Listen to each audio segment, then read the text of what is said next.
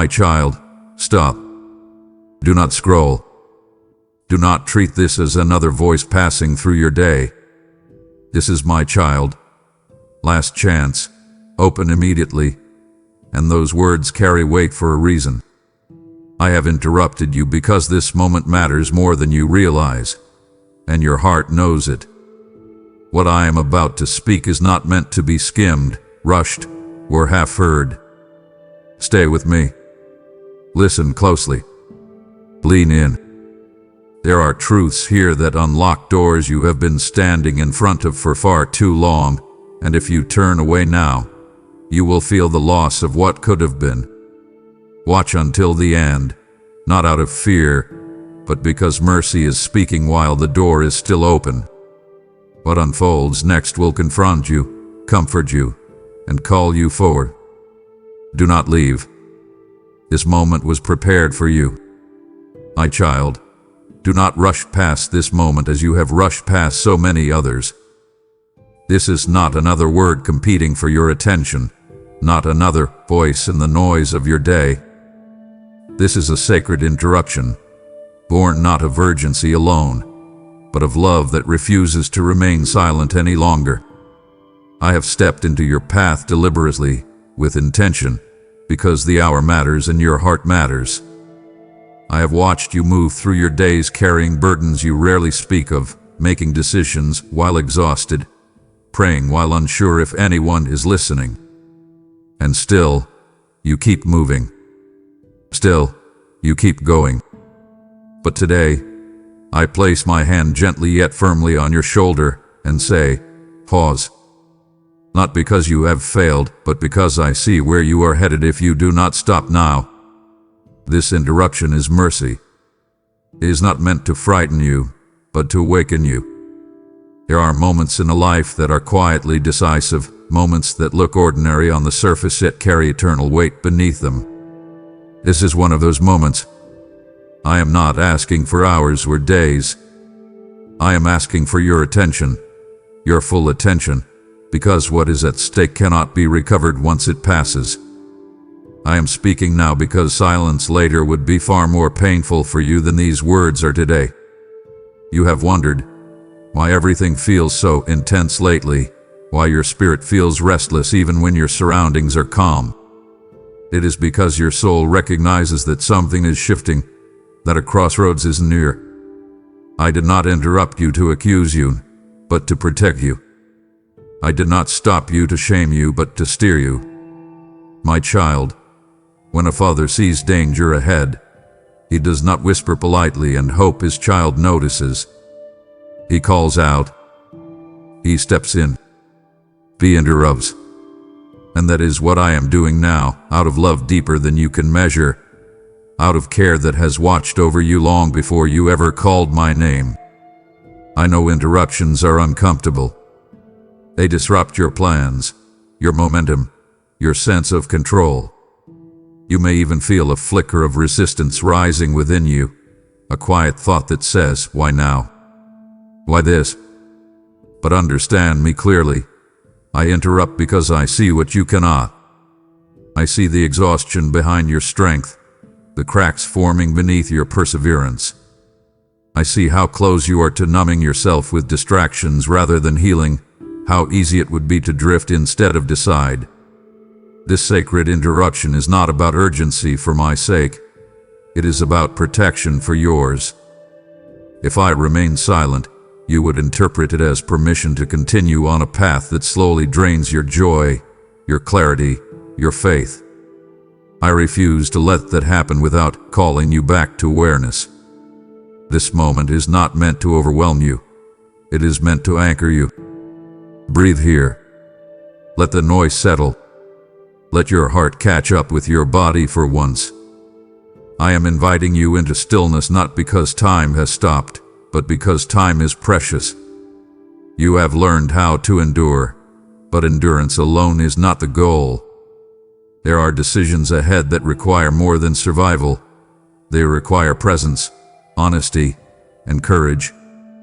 That is why I interrupt you now, before habits harden and opportunities slip quietly away. Do not mistake my firmness for harshness. There is tenderness even in this urgency. I am near, closer than your breath, speaking not from a distance, but from within your awareness. This is the kind of interruption that saves a life, not by spectacle, but by truth. Stay with me here. Do not rush to the next thought or the next task. Let this moment settle into you. There is more I need to say, and it will only unfold if you are willing to remain still long enough to listen. This interruption is the doorway. What comes next depends on whether you choose to stand in it or step away. My child, I need you to understand something that your heart already senses but your mind keeps trying to dismiss. This is not for everyone. These words are not drifting aimlessly into the world, hoping someone might catch them. They were aimed, chosen, directed, sent with precision. You felt it the moment you stopped.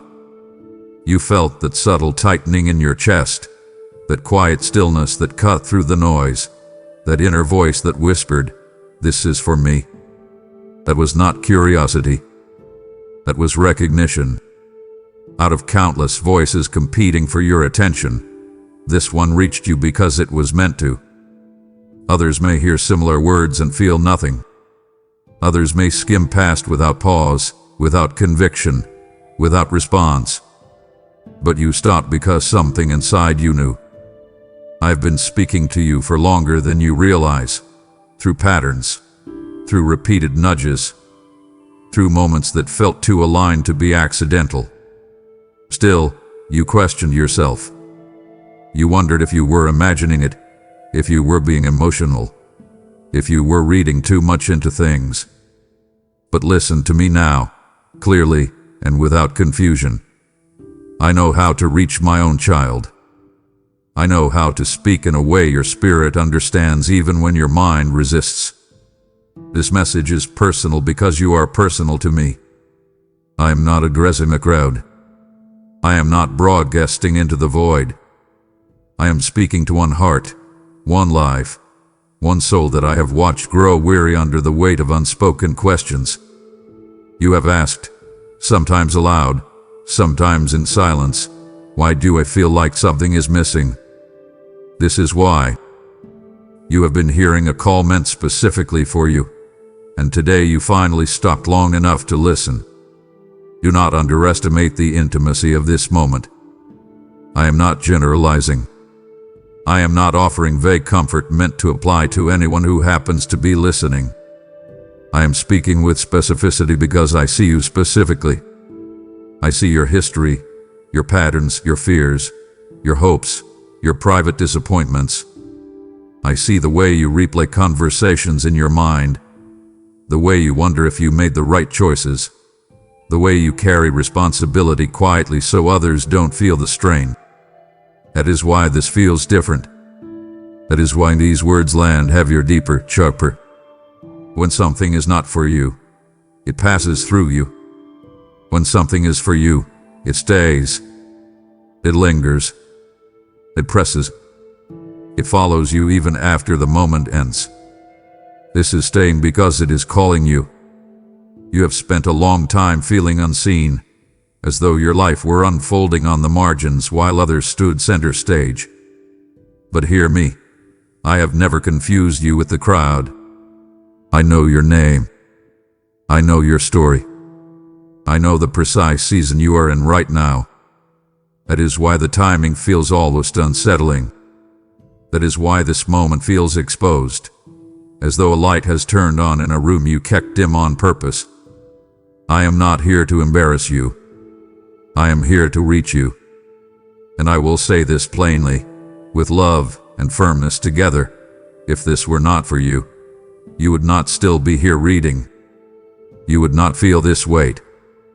You would not feel this pull. My child, stop asking if this message applies to you. Your heart already answered before your mind caught up. There is a reason I speak to you this way, one-on-one, heart-to-heart. I am a father, not a distant echo. I do not shout instructions from the sky and hope they land correctly. I draw close. I lower my voice. I speak in a way only my child will recognize. And right now, I am doing that with you. Others may never know the significance of this moment, and they don't need to. This is not about validation from people. This is about alignment with me. I have been preparing you through things you did not enjoy, through delays you did not understand, through pressures that forced you to grow when you wanted to rest. None of that was random. None of it was wasted. It shaped your hearing. It tuned your spirit so that when this moment arrived, you would recognize my voice. That is why I say again, gently but firmly, this is not for everyone. This is for you. And because it is for you, it requires a response. Not tomorrow, not someday, but now, while your heart is open and your spirit is awake. Stay with me. Let me continue. What I am unfolding is layered, intentional, and necessary, and it only moves forward if you remain willing to be personally addressed. My child, there is something you need to hear, not as an idea, not as encouragement, but as truth spoken directly into the places you never show anyone. I see what you hide. I see beyond the composure, beyond the practiced smile, beyond the strength you present so convincingly to the world. I see the exhaustion that settles in when no one is watching, the heaviness that creeps in when the day finally goes quiet. You have become skilled at carrying things privately, at managing pain silently, at convincing others, and sometimes yourself, that you are fine. But I have never been fooled by appearances. I see the thoughts you push down because they feel inconvenient. I see the questions you avoid because they feel dangerous. I see the moments when you sit alone and feel a strange ache you cannot quite name. You wonder if anyone notices how hard you are trying. You wonder if anyone would care if you stopped being strong for a moment. Hear me clearly. I notice. I care. I have always seen you fully, not just as you present yourself, but as you truly are. Nothing about you is hidden from me. Not your doubts, not your fears, not your quiet hopes that feel too fragile to voice. You are not exposed here to be judged. You are revealed here to be understood. There is a difference, and it matters. You have carried too much alone for too long, and the cost is showing in ways you do not yet fully recognize. You hide because you learned to. Somewhere along the way, you realize that honesty sometimes costs more than silence. You learn that being vulnerable can be risky, that not everyone handles your truth with care. So you adapted. You adjusted. You became capable, reliable, steady. And while others praised your strength, they never saw the weight it required. I saw it. I saw the nights when your body was still but your mind would not rest. I saw the moments when you longed to be asked, "Are you really okay?" and feared what might happen if you answered honestly. You are not weak for feeling this way. You are human. And you are my child. I do not ask you to hide from me the way you hide from the world. You do not need to filter your emotions, edit your thoughts, or perform stability in my presence. I already know. And more importantly, I already accept. The hiding was never necessary with me. You thought strength meant endurance without complaint. But I tell you now, true strength is letting yourself be seen by the one who can actually carry what you cannot. I see the cracks forming where pressure has been too constant. I see the longing beneath your discipline, the fatigue beneath your faithfulness. This is not a rebuke. This is an invitation. You no longer have to manage your pain alone. You no longer have to prove that you can handle everything. I am not impressed by your self-sufficiency. I am moved by your honesty. Let me say this in a way that stays with you. Nothing you hide is too much for me to hold. Not your confusion. Not your resentment, not your disappointment, not even the parts of you that you are ashamed of. I see them all, and I remain. That is what love does. You have been afraid that if everything were visible, you would be too much, too complicated, too broken. But I do not love you in pieces. I love you whole. I have been waiting for you to realize that the effort it takes to hide is draining the life from you. You were not created to live guarded, braced, constantly bracing for the next demand. You were created to live known. And that begins here with me. As we continue, I will speak to the things you avoid naming, the tensions you have normalized, the weariness you have accepted as permanent. But understand this first. I already see what you hide, and I am not turning away. I am drawing closer. Stay open. Stay honest. This conversation is just beginning, and it will only deepen if you allow yourself to remain uncovered in my presence. My child, I need you to hear this with honesty, not defensiveness. You have been running on empty for longer than you are willing to admit. Not just tired in your body, but depleted in your soul. You wake up already carrying weight. You move through your days fueled by obligation instead of joy, discipline instead of delight. You have learned how to function without feeling, how to push without replenishing, how to keep going long after the well has run dry. And because you are capable, because you are responsible, because others depend on you, no one questioned whether you should still be running at this pace. But I have been watching. I have seen the slow erosion happening beneath the surface. Strength without renewal becomes strain. Endurance without rest becomes damage. Faith without intimacy becomes routine. You were never meant to survive on fumes, my child. Yet you have normalized exhaustion as maturity, weariness as loyalty, burnout as purpose. You tell yourself this is just life, but deep inside, something hath been crying out, asking, is this really all there is? A question did not come from weakness.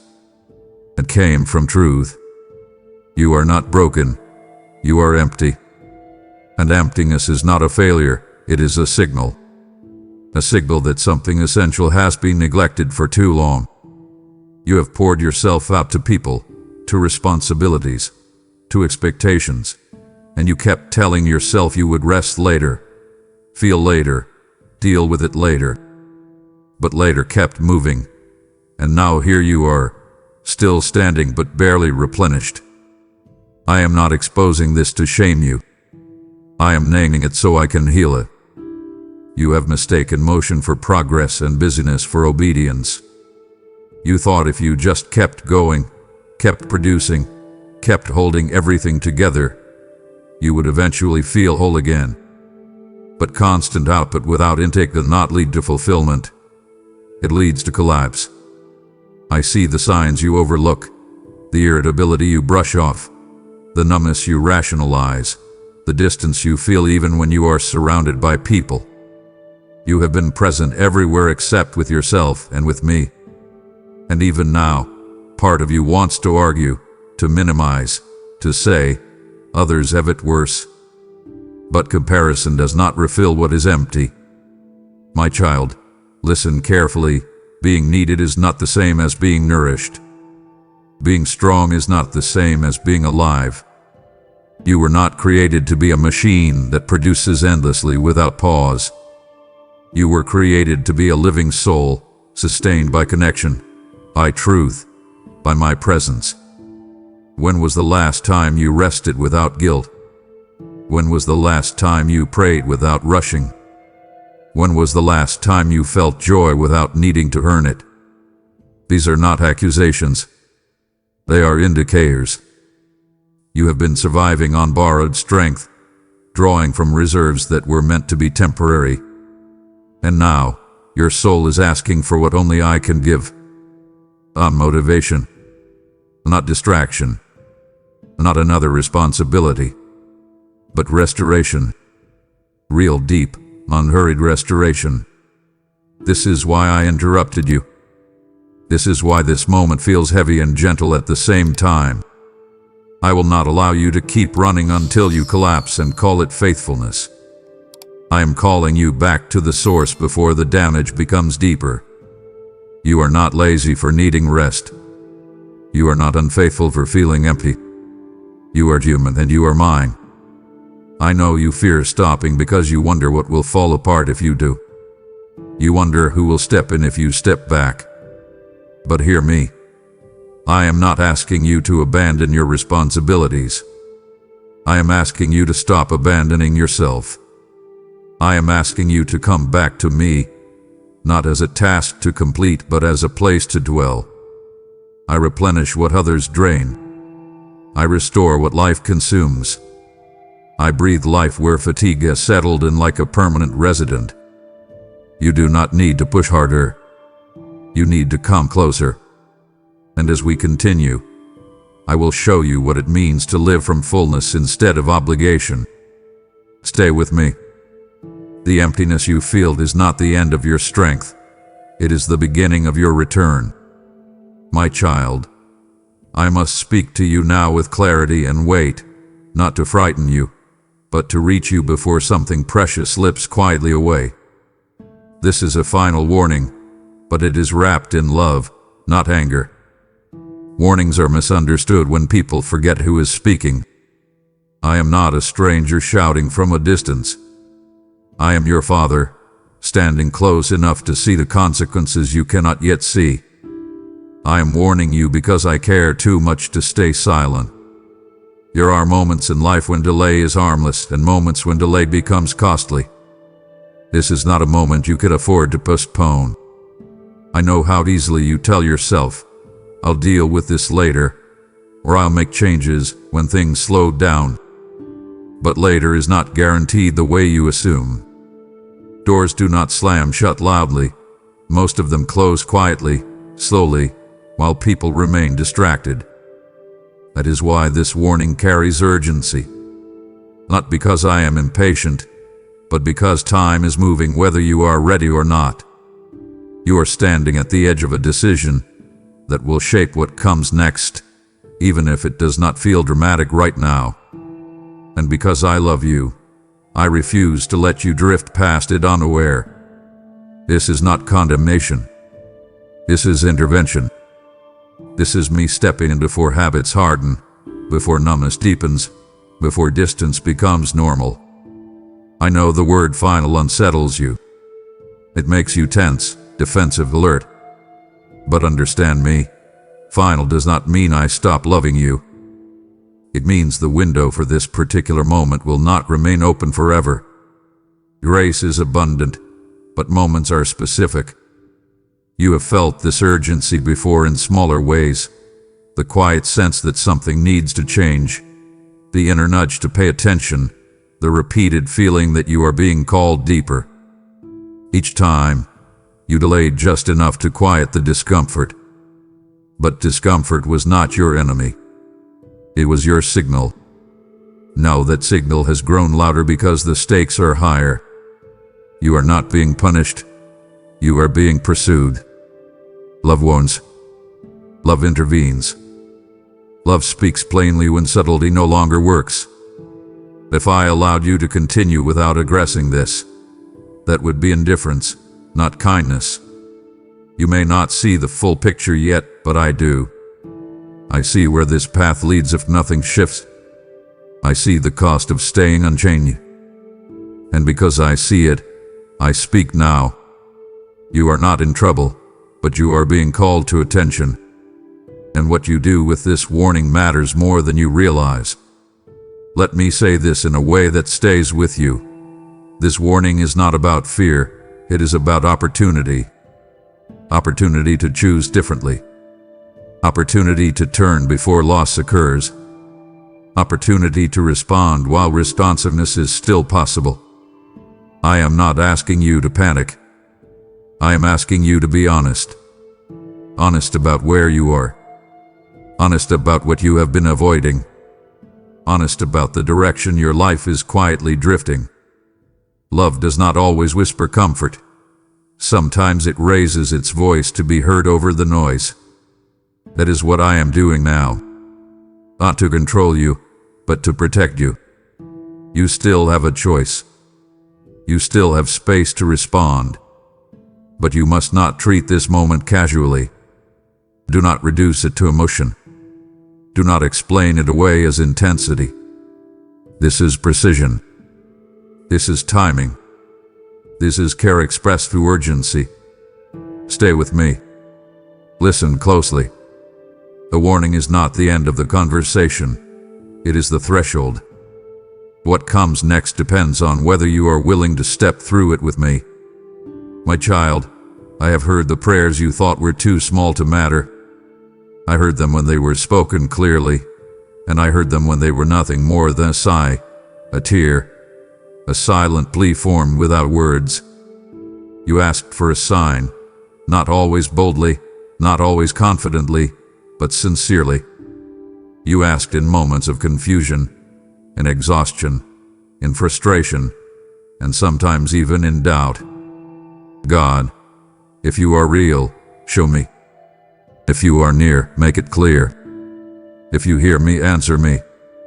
And now you are here, reading these words, feeling that unmistakable weight in your spirit, that stillness that feels different from everything else you encounter.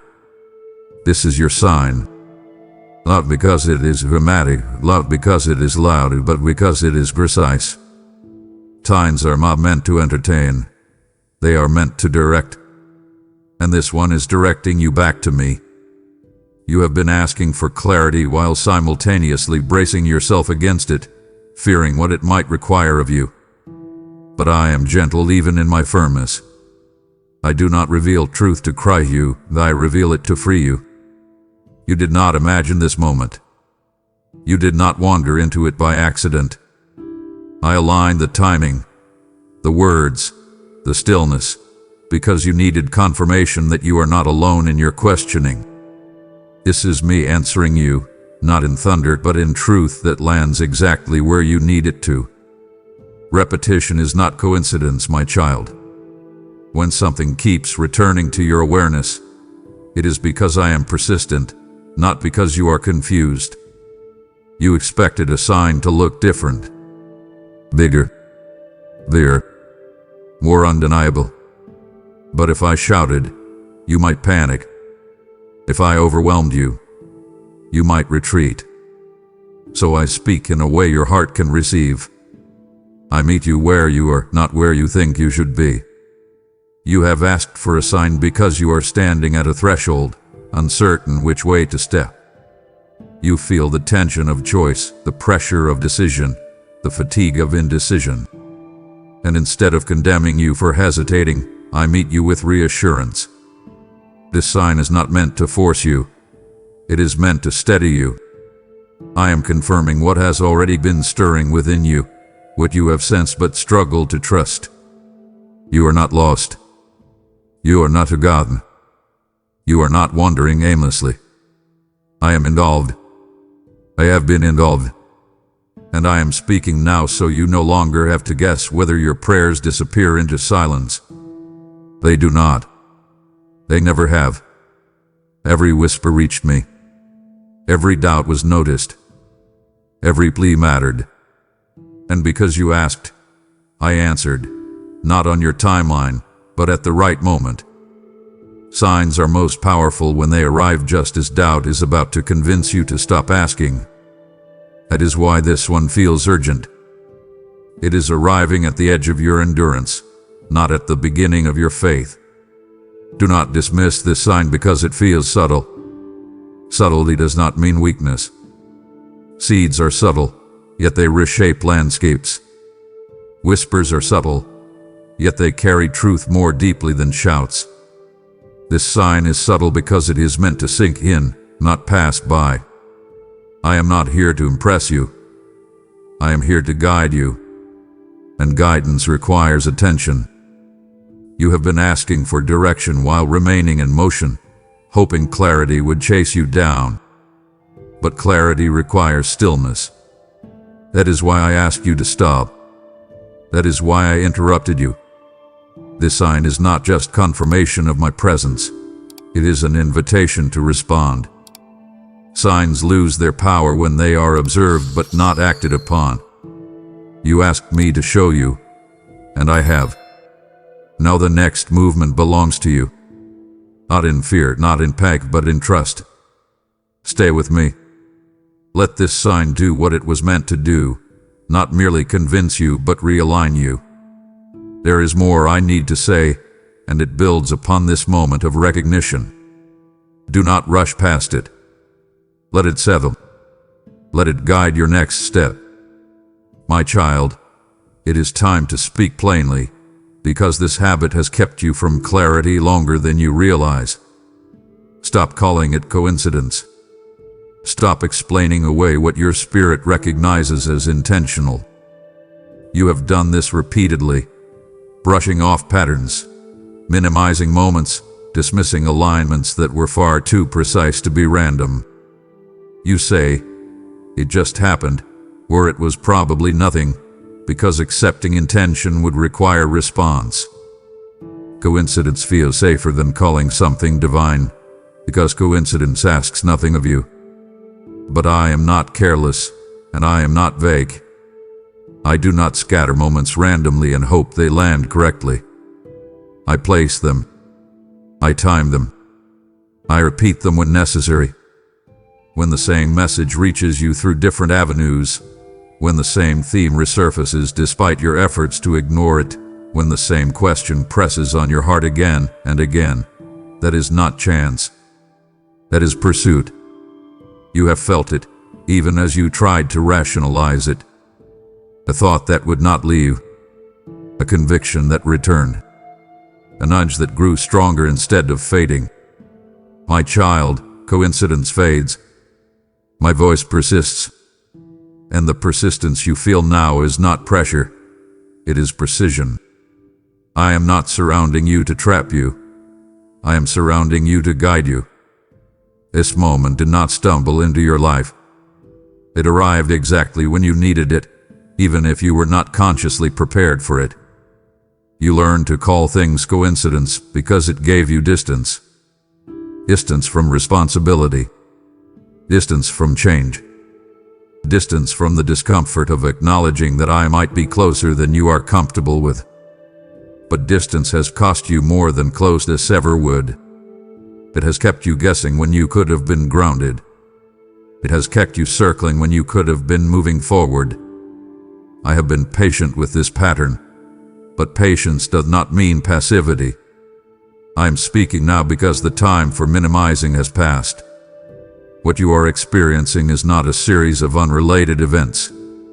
It is a conversation. One you have been part of even when you pretended not to hear it. I have spoken through repetition because repetition is clarity's ally. When something is repeated, it is emphasized. When it is emphasized, it demands attention. You have reached the point where calling it coincidence is no longer innocent. It is avoidance. And avoidance delays what is meant to heal you. I am not offended by your hesitation. I understand fear. I understand uncertainty. But I will not allow you to remain confused simply because clarity feels demanding. Truth always asks something of us, but it also gives more than it takes. Let this be the moment you stop dismissing and start discerning. Discernment does not mean having all the answers. It means being honest about what you are sensing. And what you are sensing right now is me. Not as an abstract idea, not as a distant concept, but as a present voice, steady and intentional. I am not hiding behind chance. I am standing in front of you, speaking clearly, inviting you to stop pretending this is accidental. Your life is not a string of random moments. It is a story, and I am involved in its unfolding. When you acknowledge that, everything begins to shift. Responsibility becomes direction. Urgency becomes purpose. This is not about pressure. It is about alignment. I am asking you to name this moment for what it is so you can move forward honestly. Stop calling it coincidence. Call it what it truly is, an invitation. And stay with me, because once coincidence is set aside, clarity can finally take its place. My child, I speak to you now with a seriousness that must not be softened, because clarity is kindness when time is short. The window is narrow. Not because I am unwilling, not because grace has run dry, but because moments are measured even when love is endless. You have lived as though every door remains open indefinitely, as though every nudge can be revisited later, as though urgency is optional. But there are sacred windows, brief, bright, burning moments, when heaven leans close and says, "Now." This is one of those moments. I need you to understand the difference between pressure and priority. Pressure comes from fear, priority comes from truth. What you feel right now is not panic, it is alignment calling you into focus. The window I speak of is not visible to your eyes, but your spirit feels it tightening, don't you? That sense that something is shifting, that delay no longer feels neutral, that postponement suddenly carries weight. That is because this moment has edges. It is defined. It is appointed. I am not saying this to rush you into reckless decisions. I am saying this to wake you from comfortable drifting. You have postponed obedience before, telling yourself you would return to it when circumstances improved, when emotions settled, when certainty arrived. But certainty is rarely the prerequisite for obedience. More often, obedience is the doorway through which certainty enters. The window is narrow because timing matters. Seeds planted too early freeze. Seeds planted too late never take root. I am speaking now because this is the right time, and right times do not linger. You may ask why I would allow a window to narrow at all if my love is patient. But patience does not cancel purpose, and mercy does not erase consequence. I have given you space, seasons, signs, and stillness. I have spoken gently and waited quietly. I have circled back to the same truths again and again, hoping recognition would dawn without urgency. But now the tone shifts, not because I am angry, but because clarity has arrived. The narrowing you sense is not punishment, it is precision. Think of a lens focusing light. As it narrows, intensity increases. That is what is happening now. This moment carries weight because it carries opportunity. You stand at an intersection where choice matters more than comfort. If you step through, the path opens. If you hesitate, the moment passes, not dramatically, not loudly, but quietly, like a door closing without a sound. You have misunderstood narrowness as restriction, but it is actually protection. Wide paths invite wandering, narrow windows invite decision. I am not trying to trap you. I am trying to save you from endless circling. You have been living in almost, in someday, in soon. The narrow window is my way of saying, enough drifting. It is time to choose. Choose presence over distraction. Choose truth over delay. Choose me over the illusion that you have unlimited time to respond. Stay with me here, and do not let fear distort what I am saying. I am not threatening you with loss. I am offering you alignment. But alignment requires timing, and timing requires response. You have already felt the cost of waiting too long in other areas of your life. Missed conversations, opportunities that faded, relationships that grew distant while you told yourself you would address them later. You learned then that delay has consequences even when intentions are good. This moment is no different, only deeper. The window is narrow because what comes next requires readiness, and readiness is formed by response. If you ignore this moment, you will still be loved, but you will not be standing where you could have stood. And I want more for you than survival. I want clarity. I want peace. I want movement. The narrowing is not meant to scare you. It is meant to steady you. Focus now. Breathe now. Listen now.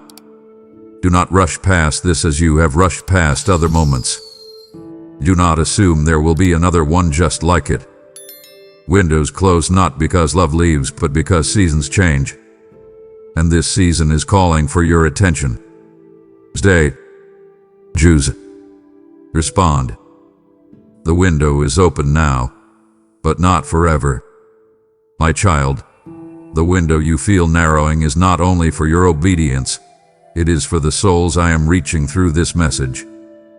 What you sow in this moment becomes light where others are still in darkness, oil for lamps that are flickering, manna for those who are hungry for truth. I tell you now, those who sow in righteousness reap a sure reward, and I am speaking that word over you today. This message is fire moving through the earth, but fire spreads when someone carries it forward. If I have stirred your heart, it is because I am inviting you to partner with me. Yes, you, right now. Do not delay when the moment is alive.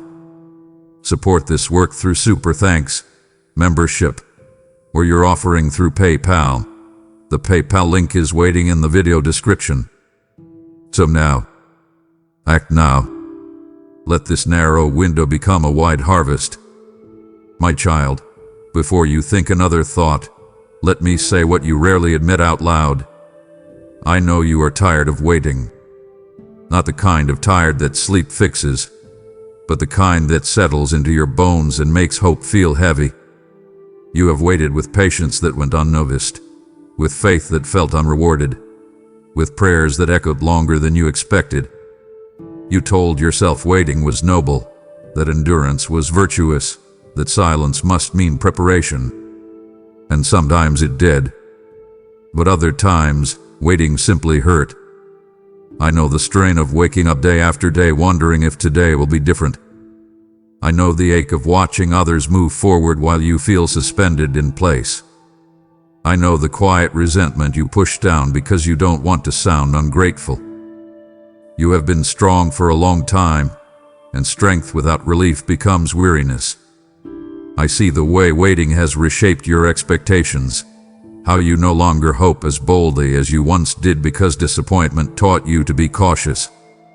But hear me now. Your weariness is not invisible to me. I have counted every long night, every delayed answer, every moment you almost stopped believing. Waiting did not go unnoticed, and it was not meaningless. But it is not meant to be endless. There is a difference between faithful waiting and stagnant delay, and I am calling you out of the second and into the first. Waiting has taught you endurance, but it has also tempted you toward resignation. Somewhere along the way, you began to lower your expectations, not because I asked you to, but because hope felt risky. You told yourself it was safer not to want too much, safer not to expect change, safer not to believe that movement could happen now. But safety is not the same as trust. I did not train your heart to endure just so it could settle for less. Waiting refined you. It was not meant to imprison you. I know you are tired of hearing, "Be patient," when patience feels like standing still while life passes by. I know you are tired of explanations that make sense intellectually but do not ease the ache emotionally. And I know you are tired of feeling as though you must justify your weariness by reminding yourself that others have it worse. Comparison does not heal fatigue. Honesty does. So be honest with me now. Tell me where waiting has worn you thin. Tell me where hope feels fragile. Tell me where disappointment still stings. I am not asking you to pretend you are strong. I am inviting you to let me strengthen you again. Waiting was not a test of your worth. It was preparation for clarity, and clarity is arriving now. Listen carefully, because this is where waiting transforms into movement. You are tired because you were never meant to wait alone. Waiting without intimacy becomes burden. Waiting with me becomes preparation. I am not asking you to brace yourself for more delay. I am asking you to lift your eyes and recognize that the season is shifting. The same patience that kept you steady is now being repurposed into readiness. The same endurance that held you together is now being redirected toward action. You are not behind. You are not forgotten. You are not late. You have been held until the moment you could move forward without breaking. I know you're tired of waiting, and that is exactly why I am speaking now. Rest is coming, but rest does not always mean stopping. Sometimes rest means finally moving in the right direction. Stay with me. Do not retreat into numbness. Do not mistake fatigue for failure. You waited because you trusted me. Now trust me enough to listen when I say the waiting is changing. The next step is near, but it requires you to remain present, not withdrawn. I am with you. I have not wasted your waiting, and I will not abandon you at the edge of what comes next. My child, now I must speak to you with discernment and truth, because what you are facing is not only internal, it is opposed. The enemy wants you distracted, not destroyed. Understand this clearly. If destruction were easy, it would have happened already. You are still here because you are protected. You are still listening because you are called. And that is precisely why distraction hath been his strategy. He does not need to pull you into obvious darkness if he can keep you busy, tired, unfocused, and delayed. Distraction is subtle. It disguises itself as responsibility, as entertainment, as productivity, even as rest. It keeps you moving without direction, consuming without nourishment, scrolling without satisfaction. And over time, it dulls your sensitivity to my voice. You begin to mistake noise for life and activity for purpose. You have felt this, haven't you? That sense of being constantly occupied yet strangely empty. That feeling of days passing quickly but meaning staying distant. This is not accidental. The enemy does not attack what is insignificant. He distracts what is dangerous to him. And you, my child, carry something he fears, not because of your strength alone, but because of your potential obedience. Obedience dismantles his influence. Attention fuels transformation. So he works tirelessly to fracture your focus, to scatter your thoughts, to keep you from lingering too long in moments like this one. That is why everything in you felt resistance when you stopped. That is why part of you wanted to rush past, to minimize, to say, I'll come back to this later. That impulse was not neutral. It was opposition.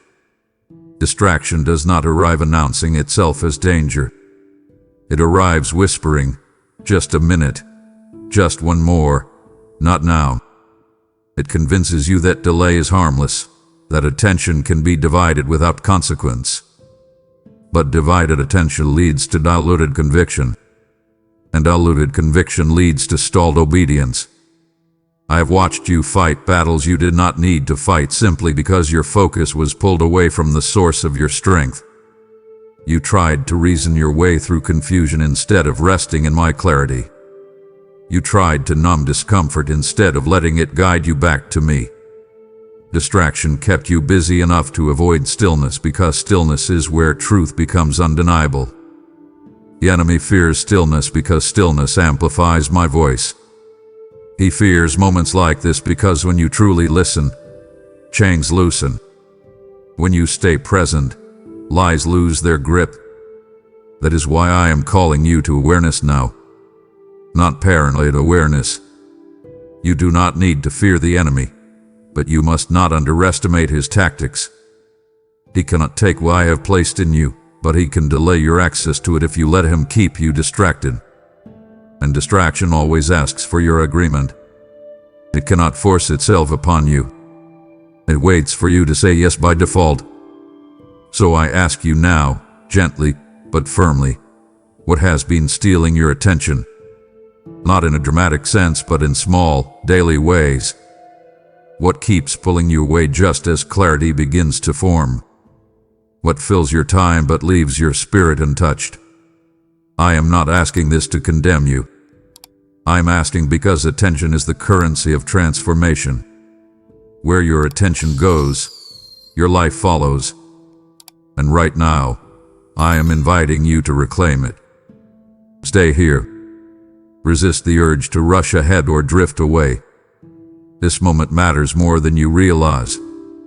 You do not need to fight distraction with force. You overcome it with presence. Choose to stay. Choose to listen. Choose to be fully here with me now. The enemy loses ground the moment you stop drifting and start attending. And as you remain, you will feel the difference, not pressure, but clarity, not fear, but focus. Stay with me. This is how momentum is reclaimed. This is how distraction breaks. My child, before you misinterpret my urgency, before you let old fears color my tone, hear this truth settle deep within you. I am not angry with you. Not now. Not before. Not ever in the way you fear. You have lived too long assuming that firmness must mean frustration, that correction must mean rejection, that urgency must mean disappointment. That belief did not come from me. It was learned from people, from experiences, from moments where love felt conditional and patience felt thin. But I am not like those who wounded you. My voice may be strong, but it is steady. My words may be urgent, but they are anchored in love. If I were angry, I would be distant. If I were done with you, I would be silent. But I am here, speaking, pursuing, clarifying, because my heart toward you has never changed. I am not standing over you with crossed arms and unmet expectations. I am standing beside you, calling you back before harm sets in. Anger withdraws. Love intervenes. And this is intervention born of love. You have been bracing yourself, haven't you? Expecting disappointment. Reading my words while waiting for condemnation to appear between the lines. That is because shame taught you to expect anger whenever truth is spoken. But shame is not my language. Conviction leads you forward. Shame pushes you into hiding. I am not trying to expose you to humiliate you. I am illuminating truth so you can walk freely again.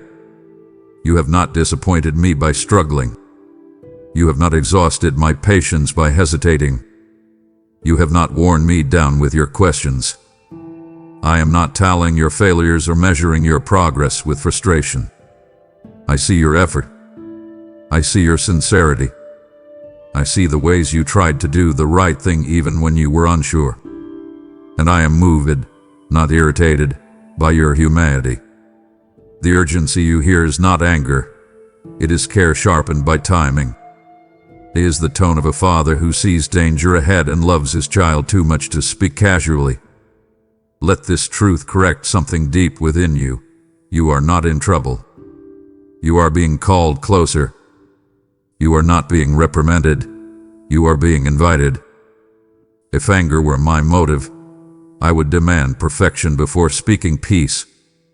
But I speak peace first because peace is what restores you. You do not need to defend yourself before me. You do not need to explain your past or justify your pace. I already know, and I am still here. My firmness is not rejection. It is guidance. My urgency is not frustration. It is protection. Stay with me without fear now. Let your guard down. Stop waiting for anger that is not coming.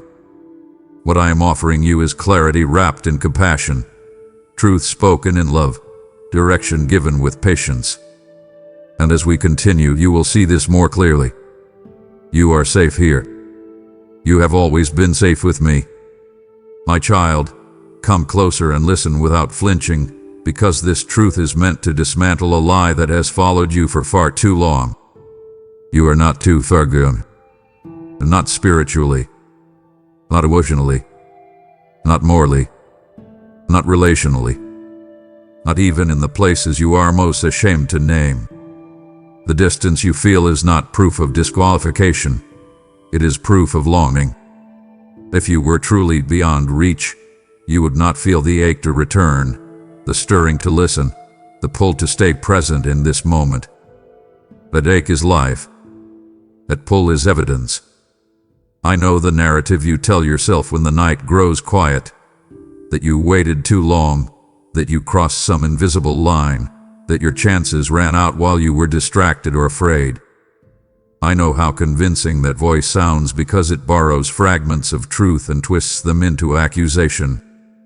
But hear me clearly now, without interruption. I do not lose my children to distance. I do not abandon them to delay. I do not revoke my calling because of wandering. I am not surprised by your detours. I am not shocked by your missteps. I am not standing at the edge of your life counting how many times you failed before deciding whether to keep loving you. I am here because my love pursued you into this very moment. Distance never scared me away. It simply marked where I would meet you next. You have abused the vision with condemnation. Conviction draws you back. Condemnation drives you away. What you feel right now, the weight, the seriousness, the urgency, is not condemnation. It is truth cutting through despair. Condemnation says, you are finished. Conviction says, you are needed. Condemnation says, it's too late. Conviction says, it's time. The enemy has whispered that your story is already written in failure, that your past has outvoted your future, that your mistakes have final authority. But mistakes do not have authority over you, only truth does. And the truth is this: I specialize in restoration that looks impossible. I rebuild what others discard. I breathe life where hope has been buried. I redeem time that looks wasted. You think you are too far gone because you measure distance by performance.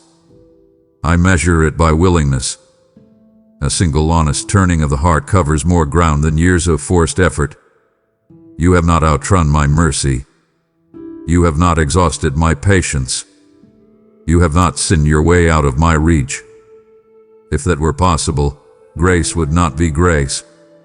I did not wait for you to be ready before speaking. I spoke because you were ready to hear. And hearing is the beginning of return. Let this truth settle where fear has lived. You are closer than you think. Not because you did everything right, but because you are responding now. This moment matters more than all the moments you replay with regret. Regret keeps you looking backward. Repentance turns you forward. And repentance is not self-punishment. It is reorientation. You are not being asked to fix your past before you can move on. You are being asked to turn your face toward me now. That is enough. That has always been enough. I am not waiting at some distant finish line for you to prove you belong. I am standing right here, extending my hand, because belonging was never earned. It was given. Stay with me without arguing your worth. Stop negotiating your return. Stop assuming you must feel different before you respond. You are not too far gone. You are right here. And right here is where restoration begins. My child, there are chapters of your story you will never fully read, moments you will never see clearly from this side of eternity, and many of them are moments of protection. I have protected you more than you know, more than you suspect, more than you could comprehend if I showed you all at once. You have counted the doors that closed and wondered why. You have replayed relationships that ended and questioned what you did wrong. You have grieved opportunities that dissolved and assumed you missed something. But there were dangers you did not see, losses you were spared, paths that would have cost you more than you could afford. Protection rarely feels like kindness in the moment.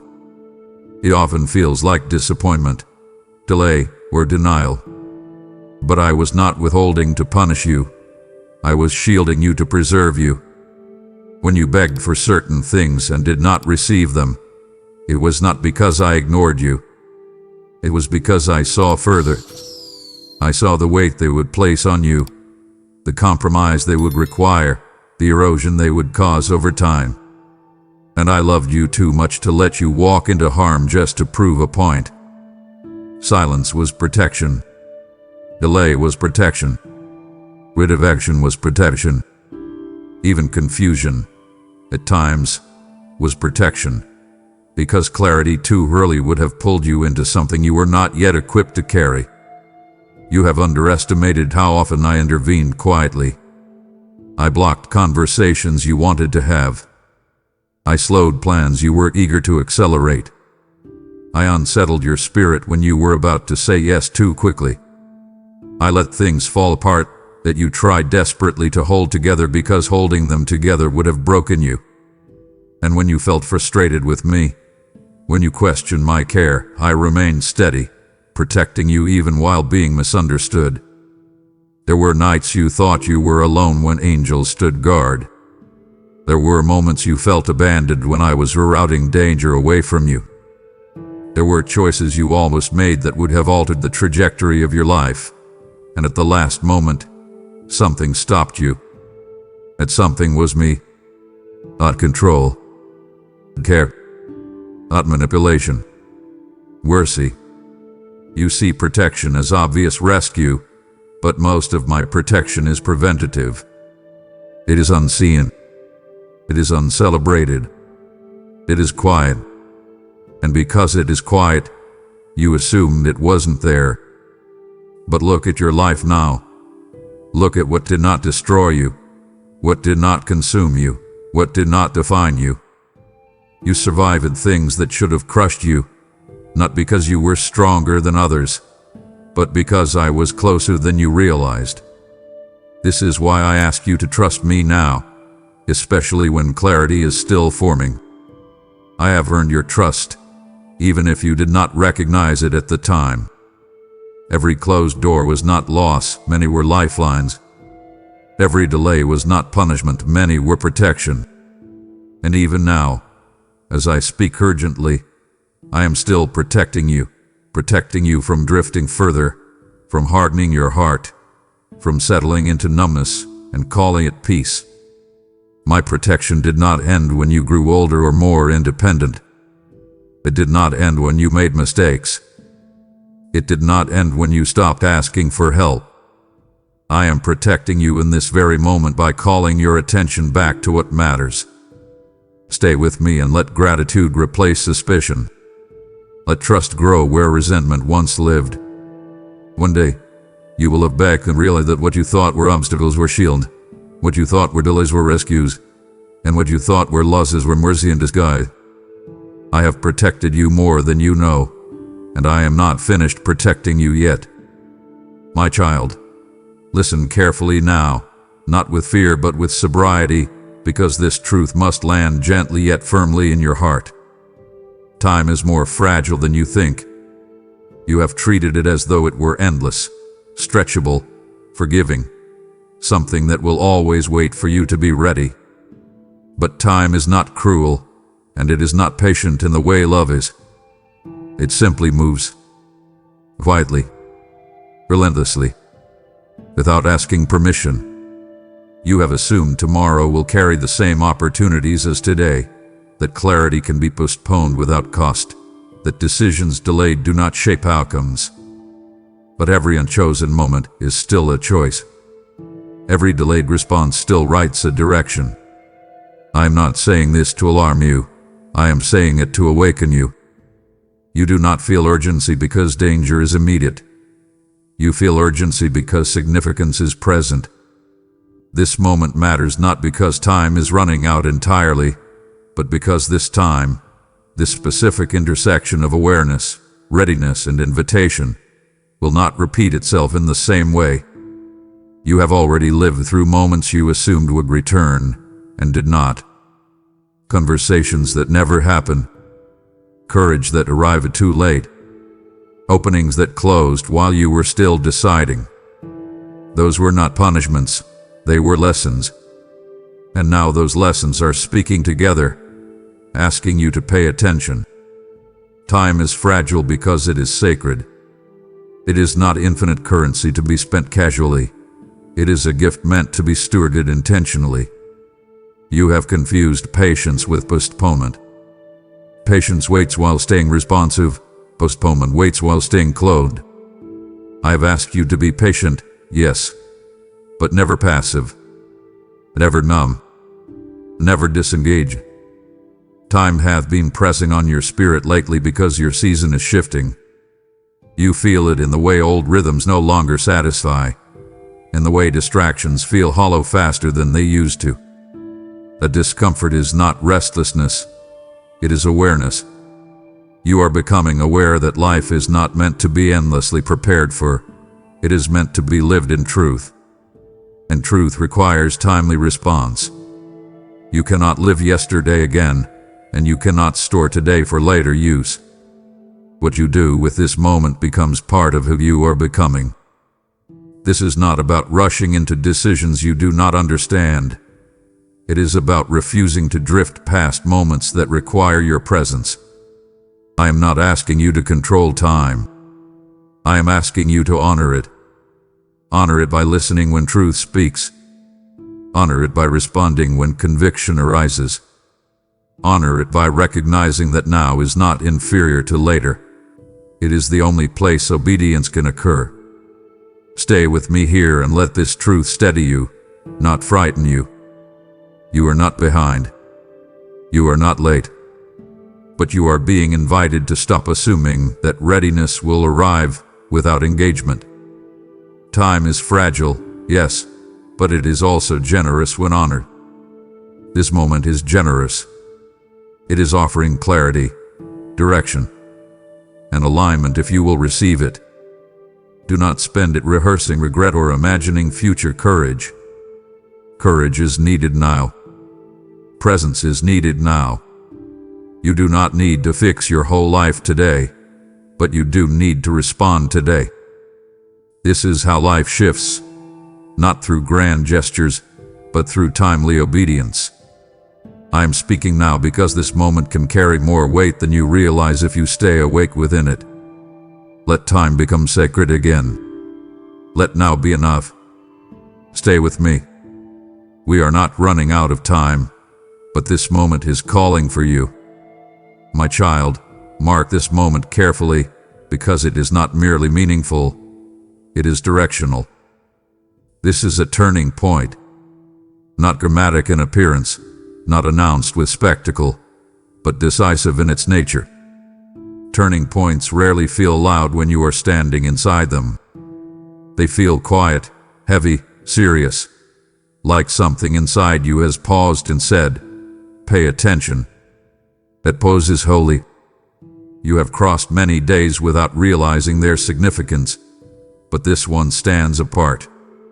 Not because circumstances are suddenly perfect, but because awareness has arrived. The turning point is not defined by external change. It is defined by internal alignment. Something in you has shifted from drifting to discerning, from surviving to questioning, from postponing to considering. That shift matters. Heaven notices it. I notice it. Turning points are where trajectories change not instantly in outcome, but permanently in direction. What you choose here will echo forward, shaping how you respond to what comes next. This is not pressure. It is opportunity. Opportunity to turn from autopilot to intention. Opportunity to choose presence over avoidance. Opportunity to stop living reactively and begin living aligned. You have been waiting for a sign that things could change, but change rarely announces itself as certainty. More often, it announces itself as choice, a quiet invitation to step differently, think differently, respond differently. That is what is happening now. You are standing between what has been and what could be. The familiar patterns are behind you. The unfamiliar obedience is before you. Turning points feel uncomfortable because they require you to let go of something. even if that something is dysfunction you learn to manage well. You are not being asked to abandon everything at once. You are being asked to turn your face. Direction begins with orientation. If you keep facing backward, even progress will feel like loss. But if you turn toward me, even uncertainty will carry peace. I am not forcing this turn. Love never forces, but love does illuminate. And right now, the light is on. You can see more clearly than you could before. You know what has not been working. You know where numbness has replaced joy. You know where delay has cost you peace. That knowing is the threshold of change. Do not underestimate what happens when a heart turns, even slightly, in the right direction. Entire futures pivot on moments like this. Not because effort suddenly increases, but because alignment begins. I am not asking you to leap. I am asking you to turn. To stop resisting what you already recognize as truth. To stop waiting for permission to respond to my voice. This turning point does not demand perfection. It invites sincerity. And sincerity opens doors that striving never could. Stay here long enough to let the turn complete. Do not rush away from the discomfort of change back into the familiarity of avoidance. You are not losing anything of value by turning. You are shedding what had been weighing you down. This is not the end of something good. It is the beginning of something truer. Stay with me. Let this moment do its work. Turning points are quiet, but they are powerful. And this one is yours. My child, you have been carrying more than anyone ever asked you to carry. Not just responsibilities, not just duties, but invisible weight, emotional weight, spiritual weight, the kind that settles into your posture and changes the way you breathe. You learned to hold it because you had to. You learned to function under pressure because life did not slow down when you were overwhelmed. So you adapted. You tightened your grip. You told yourself you would put it down later, when things were safer, calmer, more stable. But later kept moving, and the weight stayed with you. I see how it has shaped you, how it has made you careful, guarded, sometimes weary even in moments that should feel light. You have been strong for so long that strength has become an expectation, not a choice. But hear me now with tenderness and authority together. You were never meant to carry this alone. What you are holding was not designed to rest on your shoulders. That is why it feels so heavy. That is why it has begun to drain you instead of refine you. I am not impressed by how much you can endure. I am concerned about what endurance is costing you. Lay it down. Not as a dramatic gesture, not all at once if you cannot, but intentionally, honestly, without negotiation. Bring it to me. The fears you manage quietly. The guilt you replay at night. The responsibility you feel for outcomes you cannot control.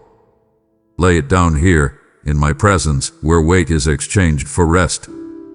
You hesitate because laying it down feels risky. You wonder what will happen if you stop holding everything together.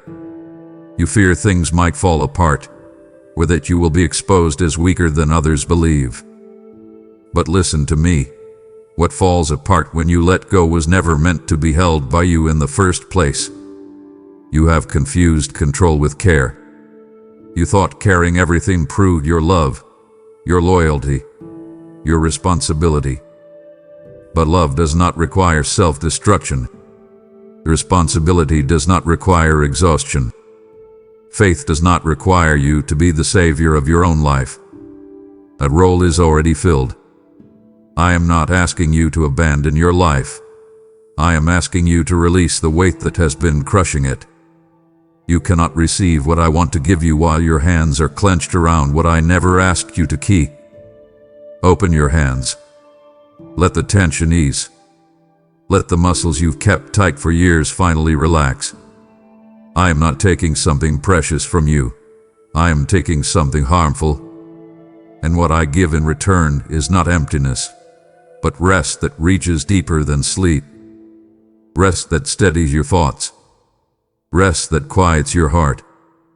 Rest that reminds you that you are held, not holding. Stay here with me long enough to feel the exchange happen. Do not rush away the moment relief begins to surface. You have lived so long under weight that lightness feels unfamiliar, almost suspicious. But this is what freedom feels like, not the absence of responsibility, but the presence of grace. You do not have to earn this rest. You do not have to justify your need for it. You simply have to receive it. Lay down what you've been carrying, not tomorrow, not in theory, but now, in this moment of awareness. Each time you feel the weight try to return, remember where you laid it down. Remember that I did not ask you to pick it back up. You are not weak for releasing it. You are wise. And wisdom always leads toward life. Stay with me. There is more to receive once your hands are free. My child, as you lay down what has weighed you down, I invite you to lift what brings life to others. When you release, I release, pressed down, shaken together, and overflowing into your life, just as I promised. What you give here is not money alone. It is seed, and seed always carries a future inside it. This message goes where your feet cannot go, speaking peace to weary hearts, rest to burdened souls, and truth to those crying out in silence. I am saying to you now, freely you have received, freely give, and heaven is watching your response. Partner with this work through Super Thanks, membership, or PayPal. The PayPal link is in the video description. Give as an act of trust. Give as an act of worship. Give now, and let me multiply it. My child, I need to address something gently but directly, because it has quietly kept you at a distance. Stop trying to fix yourself first. Stop postponing closeness with me until you feel improved, cleaned up, more consistent, more certain. You have been telling yourself that once you get a handle on your thoughts, your habits, your emotions, then you will come fully. But that sequence is backwards. You do not come to me because you are healed. You are healed because you come to me. You have mistaken self-repair for readiness. And in doing so, you have delayed the very restoration you long for. I am not waiting for a better version of you to show up. I am speaking to you now, as you are, because this is the version of you that needs my presence most. The belief that you must fix yourself before drawing near did not come from me. It came from from systems of love that were conditional. But my love is not triggered by improvement. It is expressed in mercy. You do not prepare yourself for grace. Grace prepares you. You have tried self-discipline without intimacy, self-awareness without surrender, self-improvement without rest. And it has left you tired, frustrated, and quietly discouraged. You made progress in some areas and felt defeated in others, and each setback convinced you that you needed to try harder before coming closer. But effort without connection becomes strain. Healing without love becomes management. I am not interested in managing your symptoms. I am interested in restoring your heart. You cannot fix what you are too close to see clearly.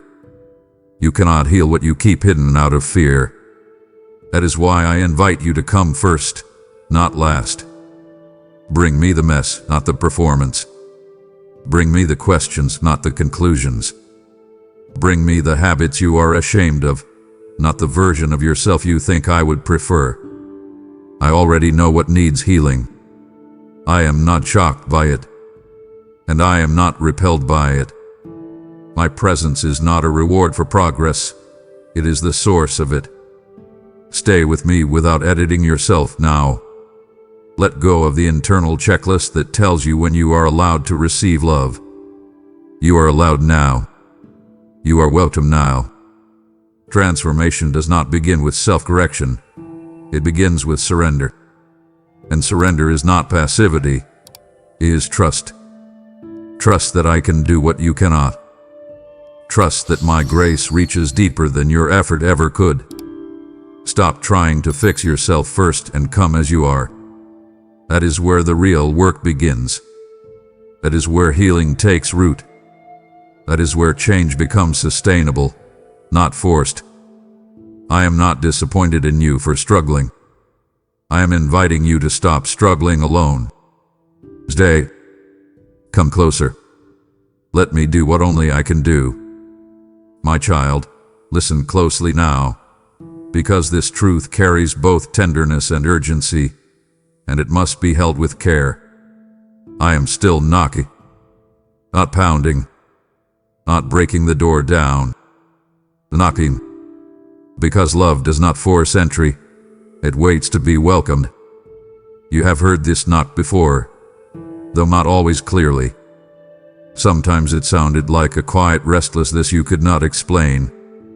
Sometimes it felt like a thought that interrupted your routine, a longing that surfaced when everything else went quiet.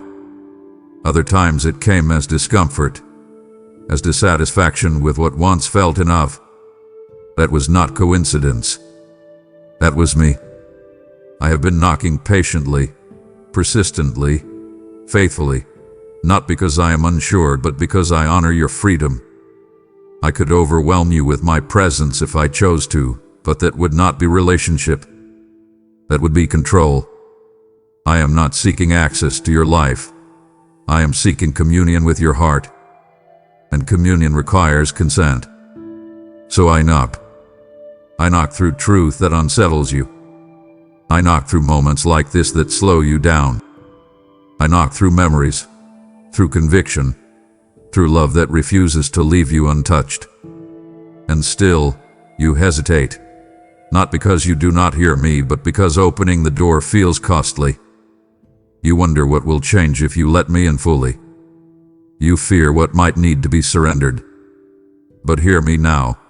I knock not to take something from you, but to give you what you cannot give yourself. You have grown used to hearing the knock from a distance, acknowledging it without responding, telling yourself you will open the door when things feel more manageable.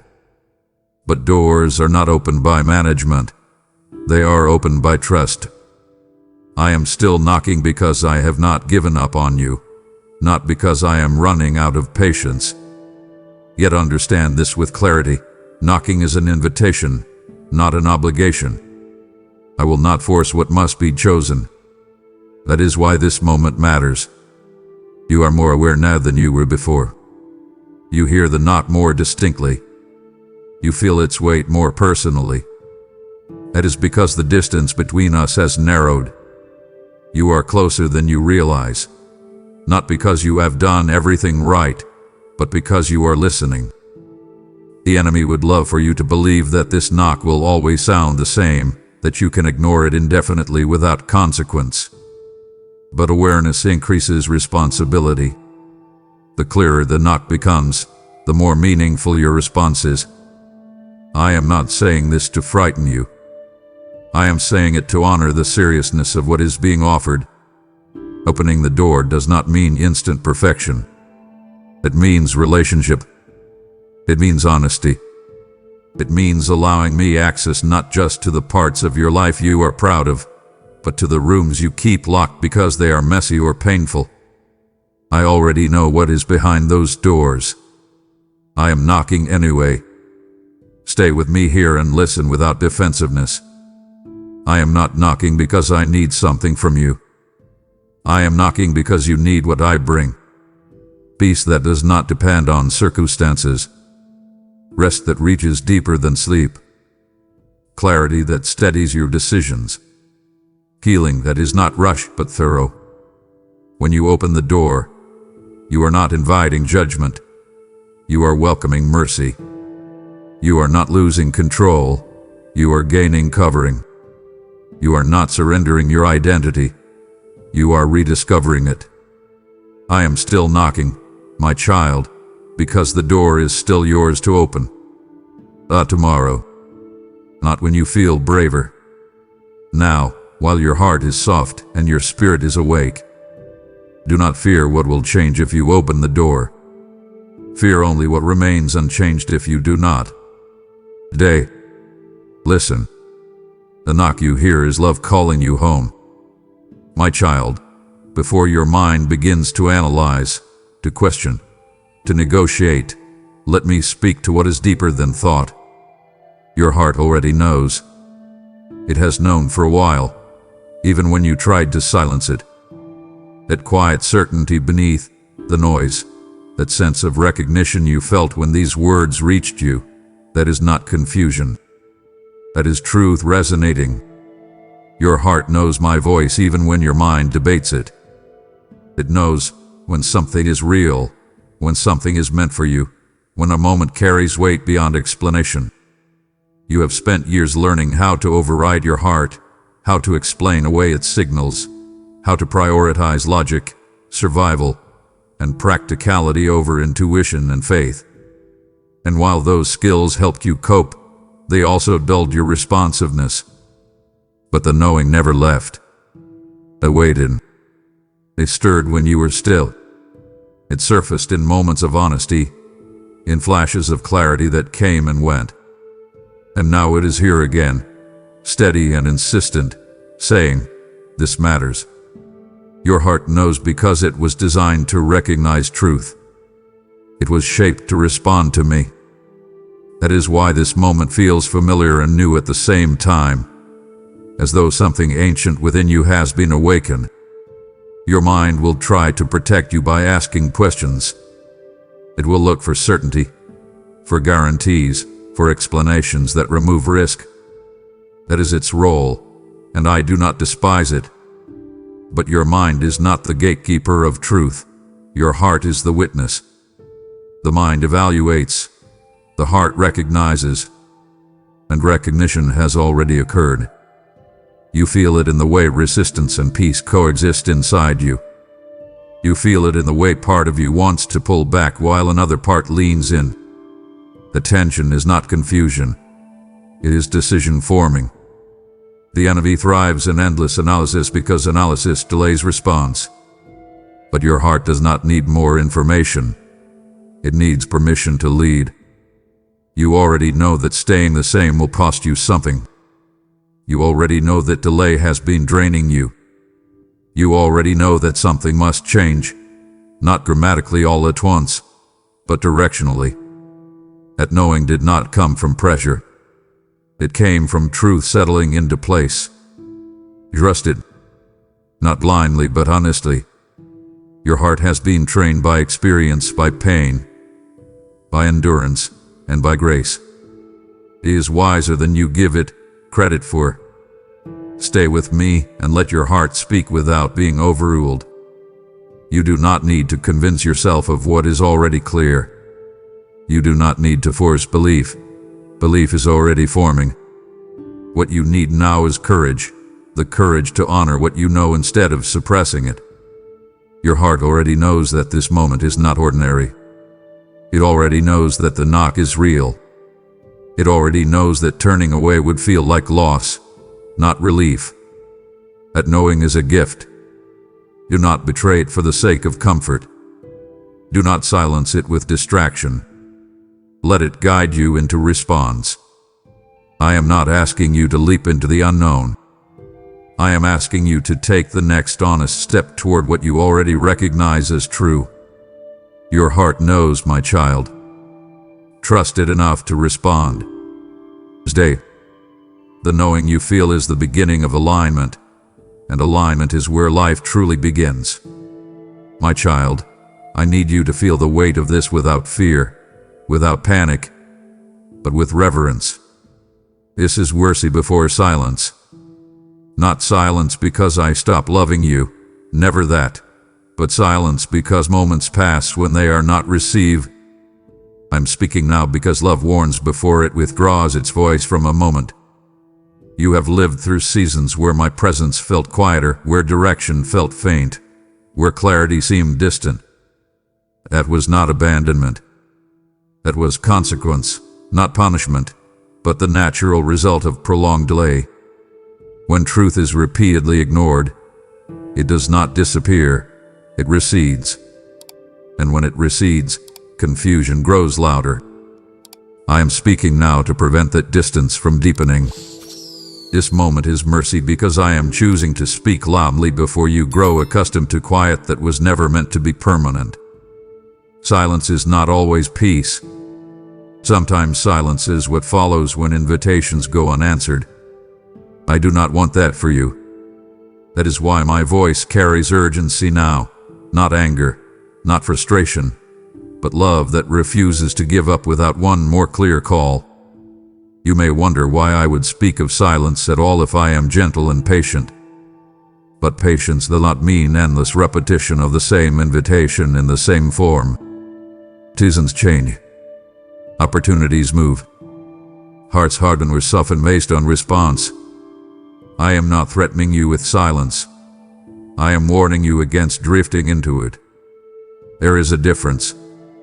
Silence comes when distraction becomes habitual, when avoidance becomes comfortable, when the heart learns to tune out conviction.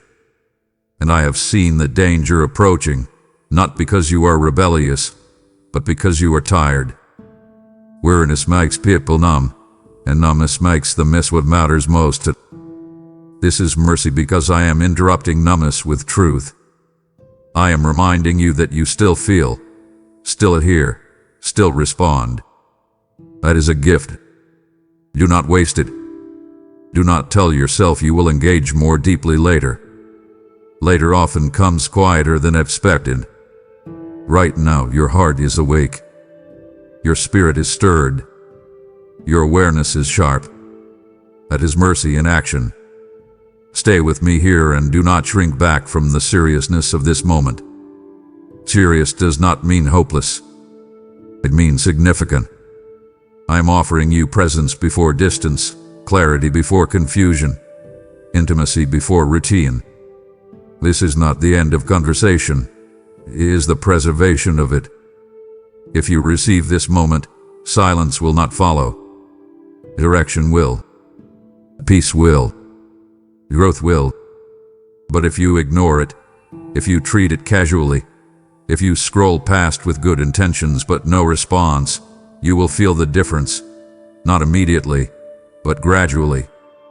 And I do not want you to learn through loss what you could receive through listening. This is mercy before silence. Receive it. Respond to it. Let my voice remain familiar to you. Stay. Listen. Choose presence now while it is being offered so clearly. My child, this is where trust becomes tangible. Say yes before you understand everything. You have waited too long for clarity that only comes after obedience. You have asked for explanations, guarantees, and outcomes before committing your heart. But faith does not operate on full visibility. It operates on recognition. You already recognize my voice. You already know this moment matters. What you do not know yet is how everything will unfold, and that uncertainty has kept you frozen. But hesitation masquerading as wisdom is still hesitation. I am not asking you to abandon discernment. I am asking you to stop using uncertainty as an excuse for delay. Every meaningful step you have ever taken in life required trust before understanding. You did not know how everything would turn out, but you moved because something inside you knew it was time. This moment is no different. Saying yes now does not mean you have all the answers. It means you trust the one who does. Your desire to understand everything is not wrong, but it is misplaced at this stage. Understanding follows alignment, not the other way around. If I showed you every step now, you would try to manage what must be lived. You would focus on control instead of connection. So I ask you for a simple, honest yes. Not yes to a lifetime of perfection. Not yes to a future you fully grasp. Just yes to me. Yes to presence. Yes to obedience in the next small step. Yes to letting go of delay.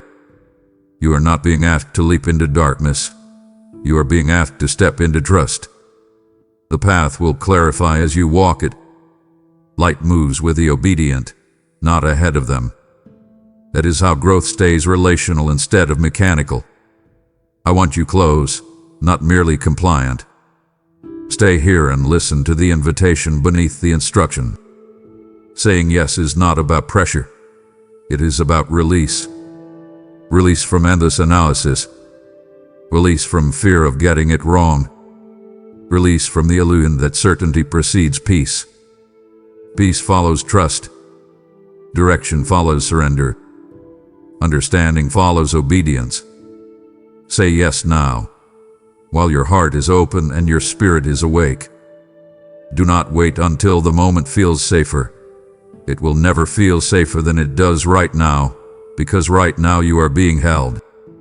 I am not asking you to understand everything. I am asking you to trust me with what you do not yet see.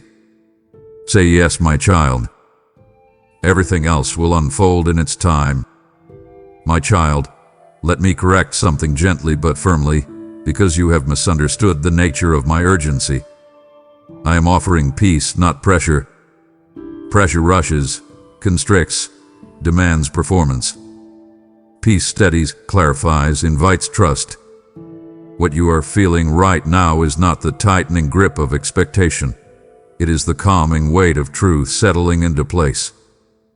You have lived so long under pressure that peace feels unfamiliar, almost suspicious. You are accustomed to voices that demand more, do better, try harder, prove yourself. So when I speak with urgency, you instinctively brace, expecting another burden to be placed on your shoulders. But I am not here to add weight to your life. I am here to remove it. My urgency does not come from impatience, it comes from care. I see where pressure has worn you thin, how it has turned joy into obligation and faith into effort. And I am calling you out of that cycle. Peace is not the absence of responsibility. It is the presence of alignment. When you walk aligned with me, even difficult paths feel lighter because you are not walking them alone. The peace I offer does not numb you. It anchors you. It quiets the chaos inside so you can hear clearly, choose wisely, and move forward without fear driving every step. You have learned to equate urgency with anxiety because people used urgency to control you, to rush you, to make you feel behind. But my urgency is different. It is the urgency of a father who sees a child about to step into harm and calls out, not to scold, but to protect. Pressure says you must. Peace says you may. Pressure drains you. Peace restores you. That is why even as these words carry weight, they also carry calm. You feel both seriousness and safety at the same time. That is not contradiction. That is truth. I am not pushing you into panic. I am inviting you into rest that begins with honesty. You do not need to hurry frantically to please me. You need to stop long enough to receive what I am offering. The peace I give does not depend on everything being resolved. It exists even while questions remain. It does not wait for perfection. It enters the moment you stop resisting it. You have been living under self-imposed pressure for so long that you forgot what it feels like to be led instead of driven. Let me lead you now. Stay with me and let this truth reframe everything you have heard so far. I am not accelerating your heart rate. I am slowing it. I am not demanding a flawless response. I am inviting an honest one. The peace I offer is not fragile. It will hold even when circumstances are uncertain. And it begins right here, in your willingness to stop striving and start trusting. You do not need to carry urgency like a burden. Let me carry it for you. Your role is not to panic. It is to respond. Respond calmly. Respond honestly. Respond without fear of failure. Peace is not something you earn by getting everything right. It is something you receive by coming close. I am offering peace, not pressure. Receive it now and let it steady you for what comes next. My child, now we come to a place that requires courage because it touches something subtle and deeply human. Do not let pride delay you. Pride is not always loud or arrogant.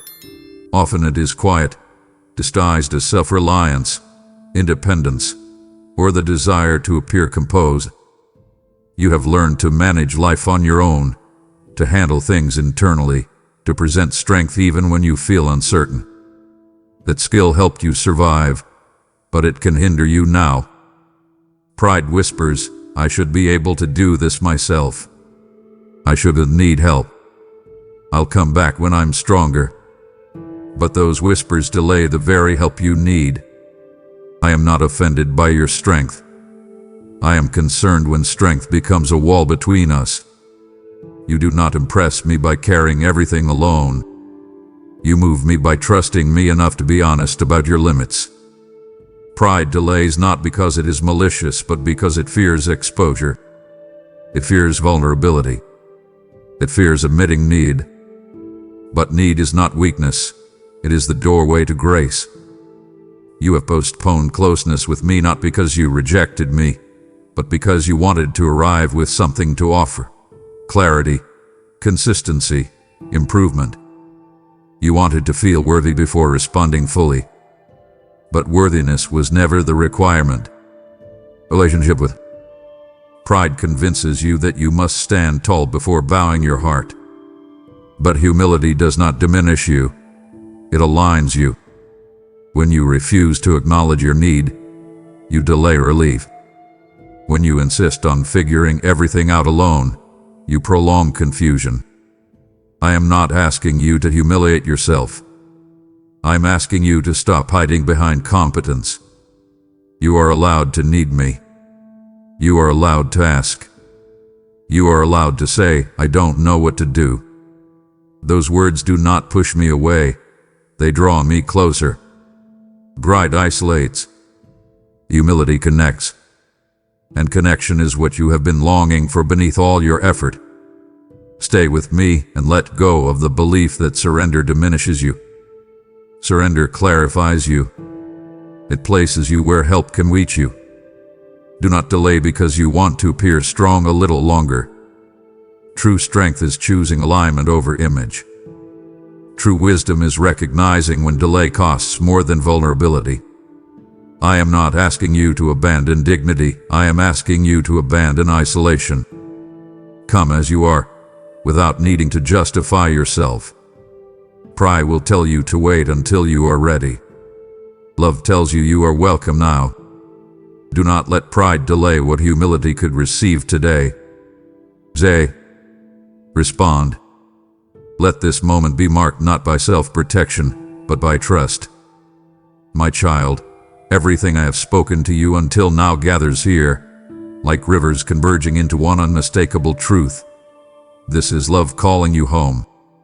Not obligation. Not fear. Not religion performed out of habit or guilt. Love. Pure, patient, pursuing love. Home is not a place you earn your way back into. It is a place that waits for you because you belong there. You have wandered, not always physically, but inwardly. You have drifted through seasons where you stayed busy but disconnected, productive but distant, surrounded yet alone. And in those seasons, you told yourself you were fine, that this was just how life works. But somewhere deep within, a longing never went quiet. That longing is not weakness. It is memory. Memory of connection. Memory of safety. Memory of being known without having to perform.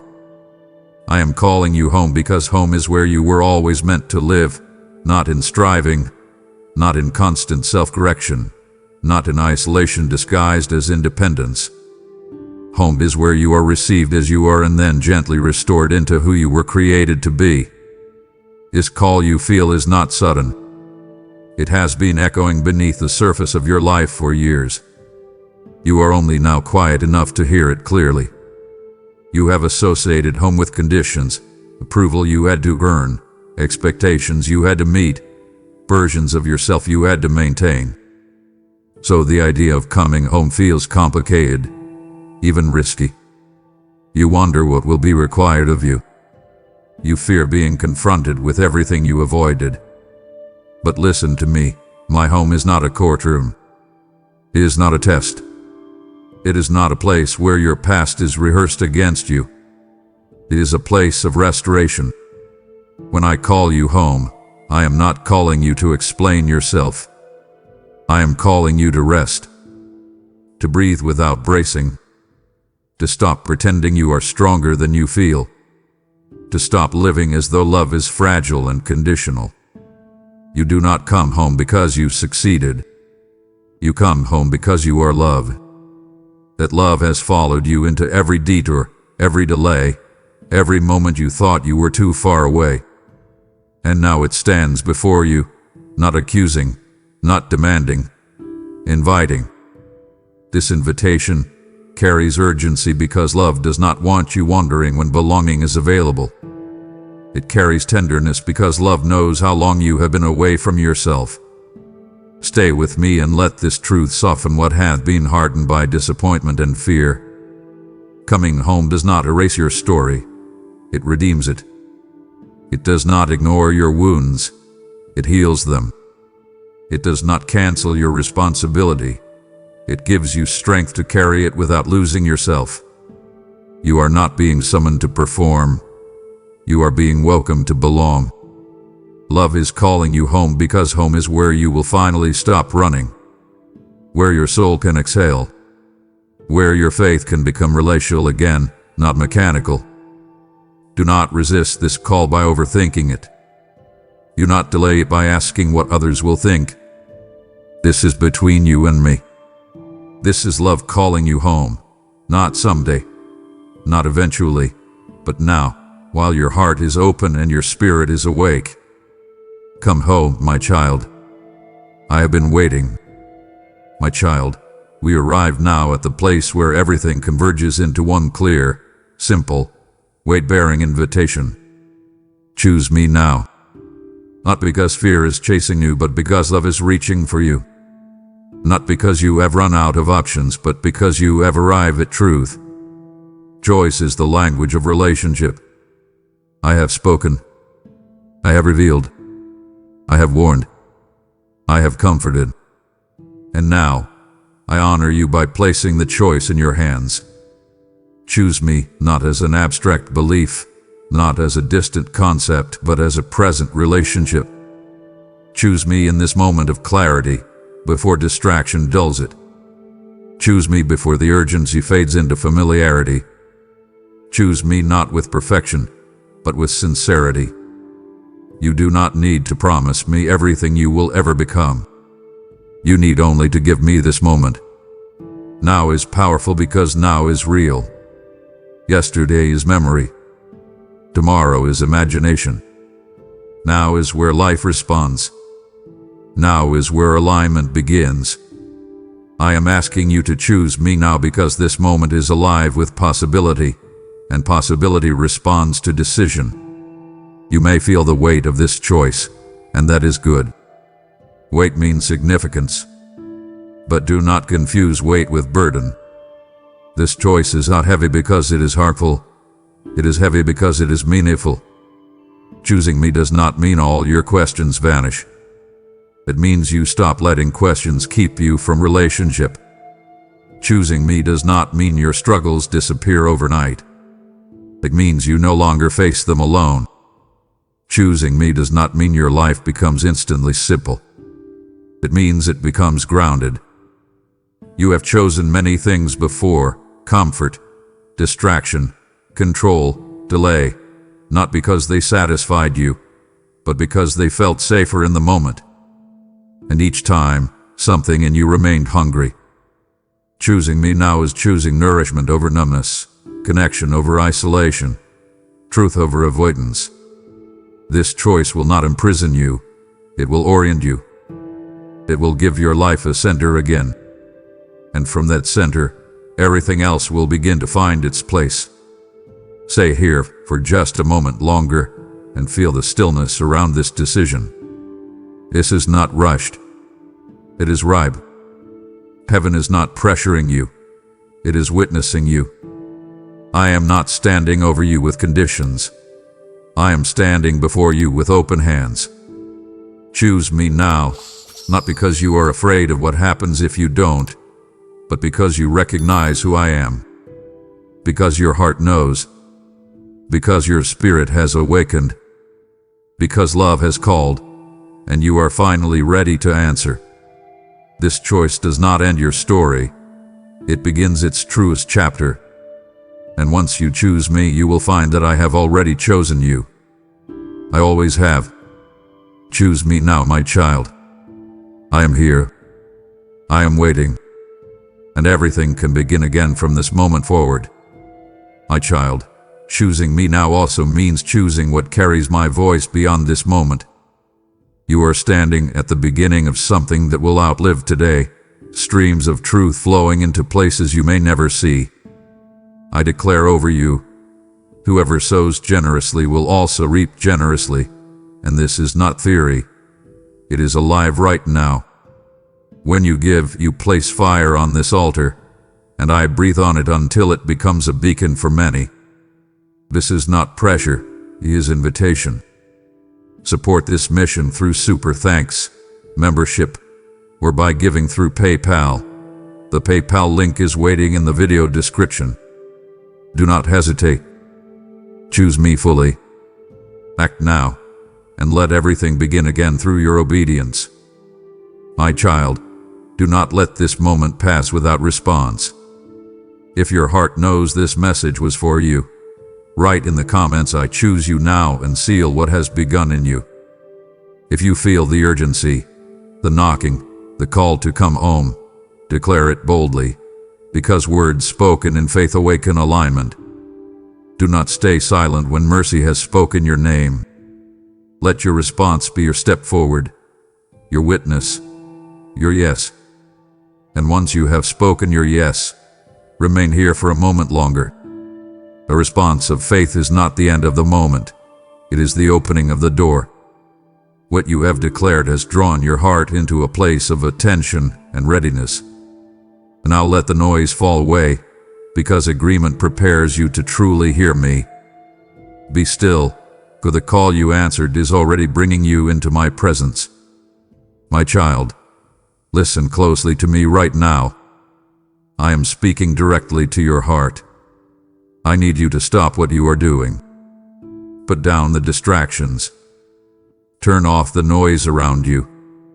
I am standing at the door of your heart, and I am knocking.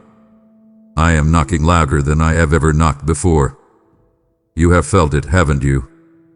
You have felt that strange restlessness in your spirit.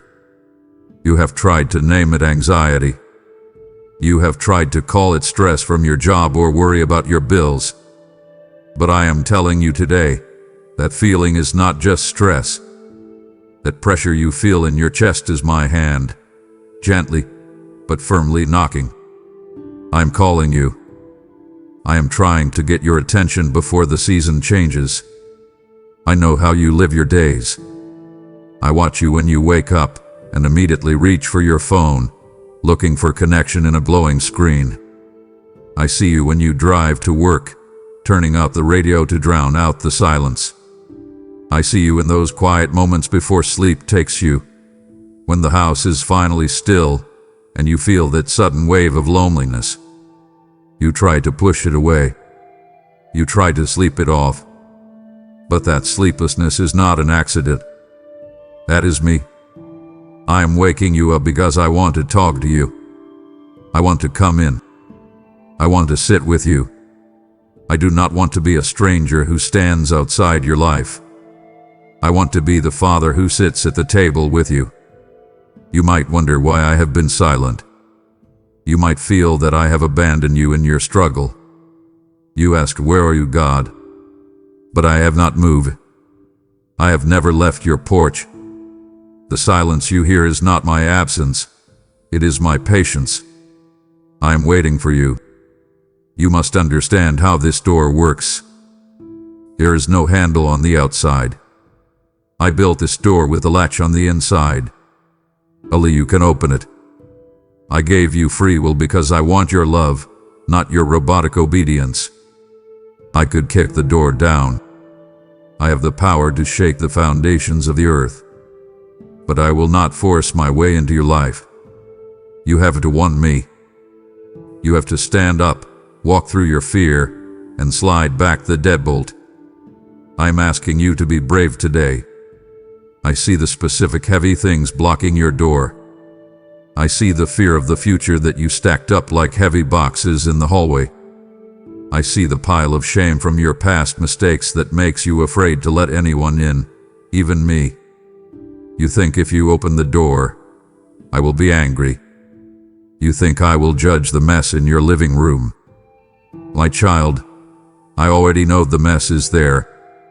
I am not coming to judge the mess. I am coming to help you clean it up. I'm coming to bring light into the dark corridor. This is an urgent call. I am not whispering anymore. The time is short. You feel it in the world around you, don't you? Things are shifting. The season of grace is open now, but seasons do not last forever. The sun is beginning to set. You cannot afford to play games with your soul any longer. You cannot afford to say maybe later. Later is a thief. Later steals your peace. Later steals your joy. I am offering you peace right now. I am offering you a way out of the chaos. Ignore the distractions of the world that try to drown out my knock. The world screams for your attention. Your notifications ding, your emails pile up, and the news shouts fear at you. They want you to stay busy. They want you to stay distracted so you never hear my knock. But I am louder than the world. My love is stronger than your fear. Do not wait for a better moment. Do not wait until you feel ready. You will never feel ready enough. You just have to be willing. Command your hands to stop shaking. Command your spirit to be still. Breathe in my presence. Do you hear it? Knock. Knock. Knock. That is the sound of love seeking you. That is the sound of salvation waiting for you. I am right here. I am just on the other side of this moment. Stand up. Go to the door of your heart. Unlock it. Invite me in. This is your moment. This is your time. Open the door immediately. My child, I need you to look at me. Do not turn your face away. We need to talk about the things you have buried deep in the basement of your heart.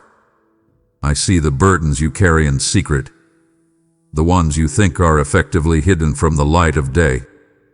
You walk through your life, smiling at your neighbors, doing your job, and perhaps even attending church, but inside, you are carrying a heavy, rotting weight. You think that because no one else sees it, it does not exist. You think that because you have locked the door to that room in your mind, I cannot enter, but I see through walls. I see the thoughts you entertain when you are alone. I see the bitterness you nurse against that person who hurt you years ago. I see the habits you return to when the stress becomes too much, thinking they will comfort you, but they only leave you more empty. You must understand what sin actually is. It is not just a list of broken rules or a heavenly scoreboard. Sin is a brick wall that you are actively building between us.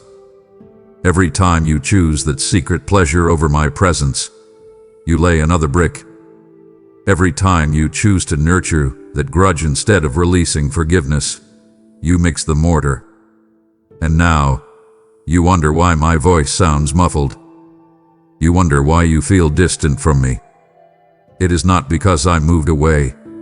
It is because you are standing behind a wall of your own making. You are trying to pray to me through a barrier of unconfessed choices. I am not pointing this out to shame you. I am not here to crush you with guilt. Confession is not for my information. I already know everything. Confession is for your liberation. I want you to be free. I want you to drop the heavy bag you have been dragging around for years. You have convinced yourself that these are just small compromises. You tell yourself, it's just a little lie to keep the peace, or it's just a way to unwind, or everyone else does it. But hear me clearly, there is no such thing as a small chain. A small chain binds you just as tightly as a large one. These small compromises are growing. They are roots, digging deeper into your soul, choking out the life I planted there. You cannot serve two masters.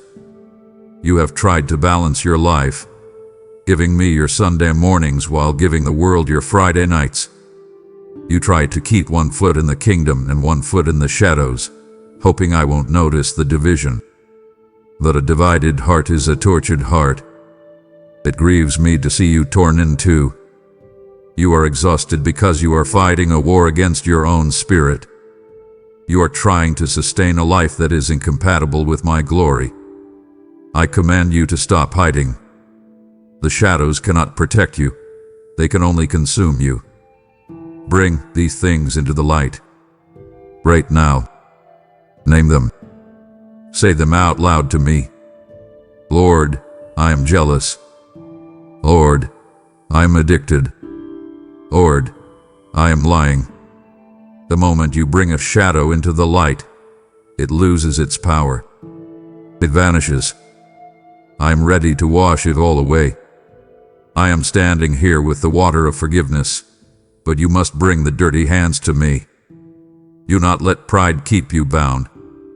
Do not let the fear of being found out keep you in prison. I found you out a long time ago, and I love you anyway. Step out of the dark and let me make you whole again. My child, there is a thief in your house. It is not stealing your money. It is stealing your soul. This thief is named procrastination, and its favorite weapon is the lie of tomorrow. The enemy of your soul whispers to you constantly, you have plenty of time. He tells you, you can get serious about God later. You can fix your marriage later. You can forgive that person later. Right now, just enjoy yourself. Just work hard. Just survive. This is the deadliest deception of all. It is a tranquilizer dart shot straight into your spiritual heart to put you to sleep. I need you to feel the weight of this truth. Tomorrow is not promised to anyone.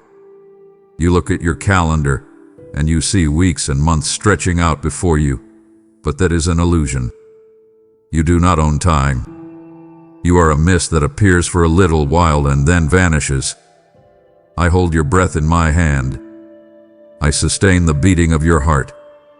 You act as if you have a contract with life that guarantees you 70 or 80 years, but you do not. Today is the day of salvation. Not next week. Not when you retire. Not when you feel like it. Today. Why do you presume upon my patience? You think God is gracious, He will wait for me to have my fun. Do not test the spirit of grace. My spirit will not strive with man forever. There comes a moment when the heart becomes so hard, so calloused by delay, that it can no longer feel the prick of my conviction. That is the danger you are flirting with. Every time I say come and you say later, your heart gets a little harder. The delay you cling to is a trap set to ensnare you. It is a comfortable couch on the deck of a sinking ship. I want you to live this day, this very specific Tuesday or Friday or Sunday, as if it were your last. If you knew you would see my face before the sun sets today, what would you change? Who would you call? What apology would you make? What website would you close? What prayer would you finally pray? You those things now. You not let the sun go down on your anger or your indifference. You are waiting for a perfect moment to turn fully to me. You are waiting for life to calm down. You are waiting for the kids to grow up, for the job to get easier. My child, life will never calm down on its own. The storm is the nature of this world. You must find me in the storm, not after it. Stop bargaining with me. Stop saying, I will serve you when, and start saying, I serve you now. I am calling you to an immediate urgency. Wake up from the slumber of procrastination. Shake off the lethargy. The kingdom of God is at hand. It is within your reach. Do not let the opportunity pass you by. The door is open today. The invitation is valid today. But doors do not stay open forever, and invitations do expire. Do not be like the foolish virgins who went to buy oil when it was too late. Trim your lamp now. Fill your vessel now. Be ready, for the Son of Man comes at an hour you do not expect. My beloved, I want to share something with you that few people stop to consider. I want to share the sorrow of my own heart. You think of me as a distant judge or a cosmic force, but I am a father, and I am a father who is missing his child. I weep for the distance that has grown between us. I remember when you first believed. Do you remember? Do you remember the fire that burned in your chest? Do you remember how you used to talk to me all day long? How you would wake up eager to read my word? How you would weep just at the mention of my name? Where did that child go? I look at you now and I see religious routine. I see a checklist. You say a quick prayer over your food. You attend a service. You give a little money. And you think we are good. But I did not create you for a transaction. I created you for intimacy. I do not want your religious duties. I want your heart. I want the raw, messy, real you. I want the you that cries out in the middle of the night. I want the you that dances with joy. My heart breaks when I see you seeking comfort in broken cisterns that hold no water. You have a bad day, and instead of running to my throne, you run to the refrigerator, or the bottle, or the television, or a relationship that you know is toxic. You try to scoop up happiness from dried up wells. You drink and drink, but you are still thirsty. Why do you spend your money on what is not bread? Why do you labor for what does not satisfy? I am the fountain of living water. One drink from me, and you will never thirst again. But you keep passing me by to drink from muddy puddles. I am not a tyrant looking to strike you down. I am a lover looking to draw you in. When you ignore me, it does not make me angry in the way humans get angry. It hurts me. It grieves the Holy Spirit. Think of a parent waiting by the window for a child who never comes home. Think of a table set for a feast, and the chair is empty. That is how I feel when you are too busy for me. Your indifference hurts me more than your mistakes ever could. I can wash away your mistakes in an instant with my blood. But your indifference, your cold shoulder, that is a choice you are making to walk away from love itself. I am inviting you back to the first love. I am asking you to remember from where you have fallen. It is not too late to rekindle that flame. You do not have to work up the emotion. You just have to show up. Come sit with me. Just sit. You do not even have to speak. Just be in my presence. Let me love you. Let me remind you of who you are. I miss you. I truly, deeply miss you. Do not let another day go by treating me like a stranger in your own house. Come back to the Father who has been running down the road to meet you since the moment you turned away. My child, look around you. Open your eyes to the world you live in. It is a carnival of mirrors, designed to distort reality and deceive your soul. The world offers you glittering prizes. It dangles wealth, fame, popularity, and physical beauty in front of your face like a carrot on a stick. It promises you that if you just get that promotion, if you just get those likes, if you just buy that house, then you will be happy. But I am telling you the truth. It is all rot. It is gold-bladed dust. It will fade, it will rust, and it will be eaten by moths.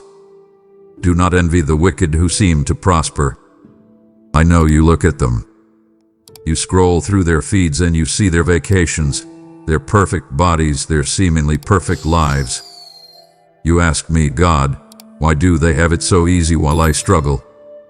My child, their footing is slippery. They are building castles on sand dunes. One wave, one storm, and it all washes away. Do not trade your eternal inheritance for a bowl of temporary stew. Do not trade the solid rock of my presence for the quicksand of their approval.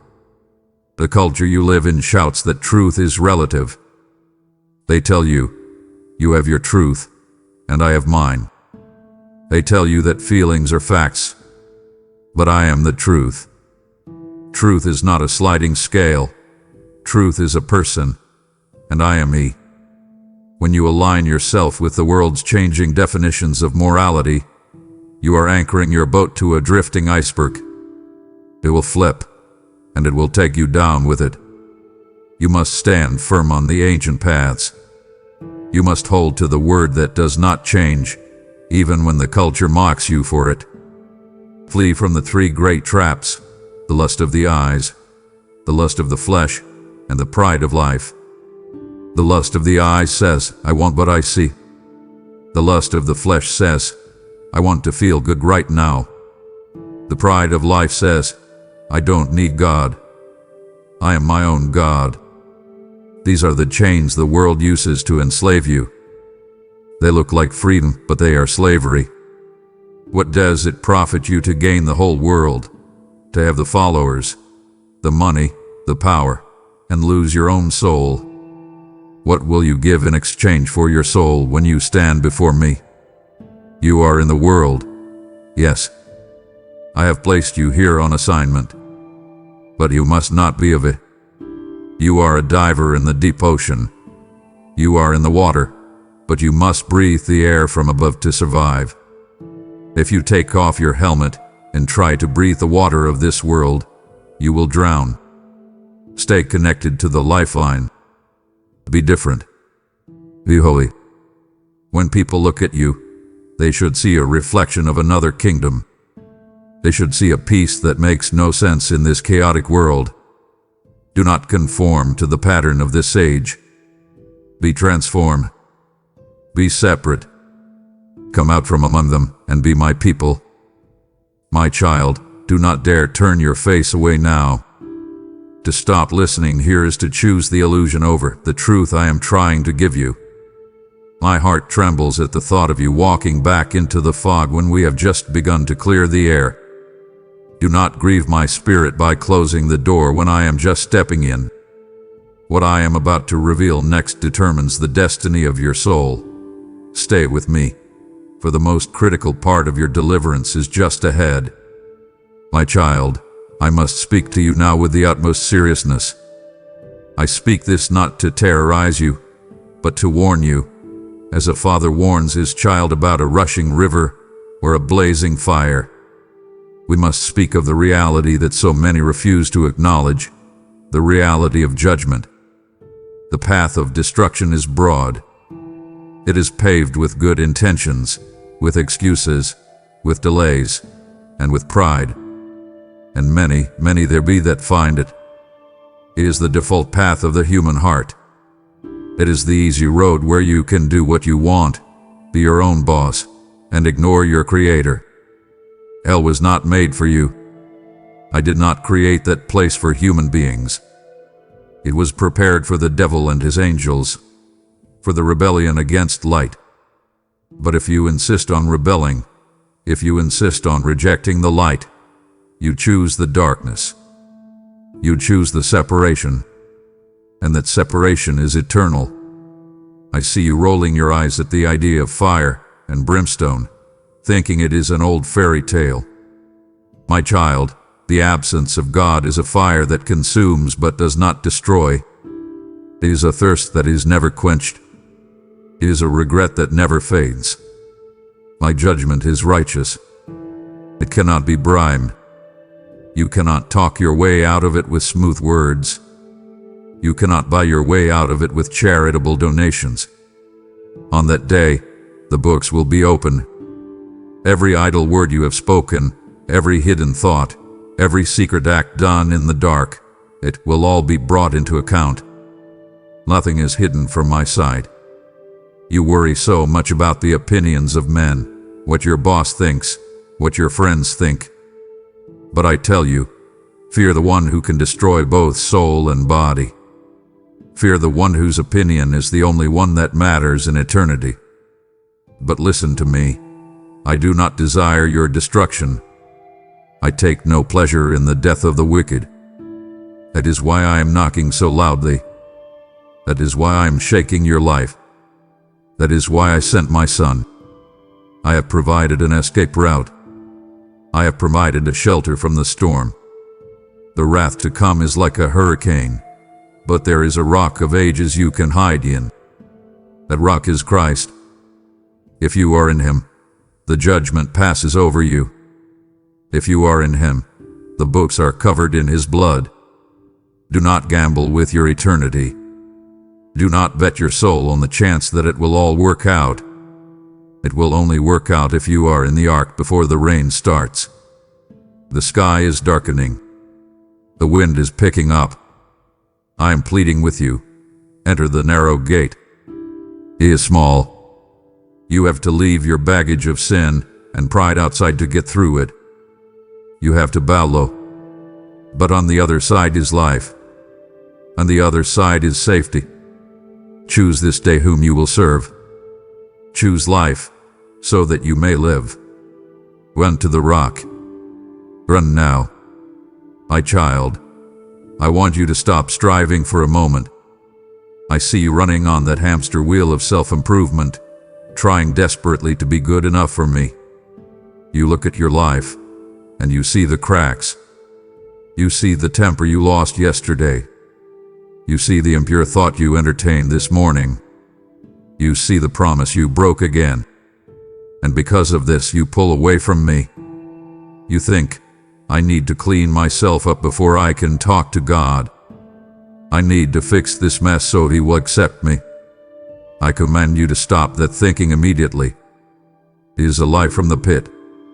You cannot earn your way back to me. You could live 1,000 lifetimes of perfect behavior, and you would still need my grace just as much as you do right now. My grace is not a prize for the strong. It is a gift for the weak. My grace is greater than your deepest sin. It is wider than your widest failure. It is deeper than your darkest shame. You are trying to fill a canyon with a teaspoon, but I am standing here with an ocean. I know you feel the weight of your past. You think there is a limit to my forgiveness. You think, surely I have crossed the line this time. Surely God is tired of my apologies. But my child, you are measuring my patience by human standards. You are thinking like a man, but I am God. There is no pit so deep that my love is not deeper still. You cannot out-sin the cross. You cannot exhaust the supply of mercy I purchased for you. I want you to bring your weakness to me. Do not hide it. Do not try to paint over it. My strength is made perfect in your weakness. When you are weak, then you are strong, because that is when you finally stop relying on your own fragile willpower and start leaning on my omnipotence. You are like a child trying to carry a heavy boulder. You are sweating, straining, and hurting yourself. I am standing right next to you, waiting for you to say, Father, I can't do this. The moment you surrender that weight, I lift it. But listen closely, my grace is not a license to sin. It is not a get-out-of-jail-free card so you can live however you want. True grace changes you. When you really taste how much I love you, when you really understand the price I paid to wash you clean, you won't want to go back to the mud. Grace is the power to overcome sin, not the permission to play in it. Stop trying to fix yourself. You are broken. You cannot glue yourself back together. Bring the pieces to me. Come to me as you are, ragged, tired, inconsistent, and fearful. I love that version of you, and I love you too much to leave you that way. Receive the gift. Breathe it in. You are accepted. You are loved. You are safe. My child, we must speak of the weapon I have given you, a weapon so powerful that the enemy trembles at the mere mention of it. We must speak of the blood. You live in a world that mocks the idea of sacrifice, but the spiritual realm knows the truth. The blood shed at Calvary is not just history. It is the only currency that pays your debt. It is the only seal that protects your soul. I see the accusations that fly around in your mind. The enemy stands in the courtroom of your thoughts and points his finger at you. He says, guilty. Look at what you did. Look at who you are. You are a fraud. And you listen to him. You agree with him. You sink into depression and fear because you have no defense. But I am telling you today, you do have a defense. You have the blood. When the accuser speaks, I want you to plead the blood. This is not a magic spell. It is a legal declaration. When you say, I am covered by the blood of Jesus, you are telling the darkness, the debt has been paid. You have no claim here. I command you to plead the blood over your mind when the anxious thoughts come like a swarm of bees. Plead the blood over your home when strife tries to walk through the front door. Plead the blood over your children when they walk out into the world. You are washed. You are sanctified. You are justified. Do you know what justified means? It means just as if you had never sinned. That is the power of my sacrifice. It does not just cover up the stain. It removes it completely. When I look at you through the lens of the blood, I see my Son's righteousness. I do not see your failures. I see his victory. But be warned, do not trample the blood of the covenant by returning to willful sin. Do not treat this holy sacrifice as a common thing. It cost me everything. It cost me my only son. To treat it lightly is the ultimate insult. You must walk with a holy reverence. You are a blood-bought vessel. You belong to me. My blood speaks a better word than your guilt. Your guilt screams, condemned. My blood shouts, redeem. Your past screams, broken. My blood shouts, restored.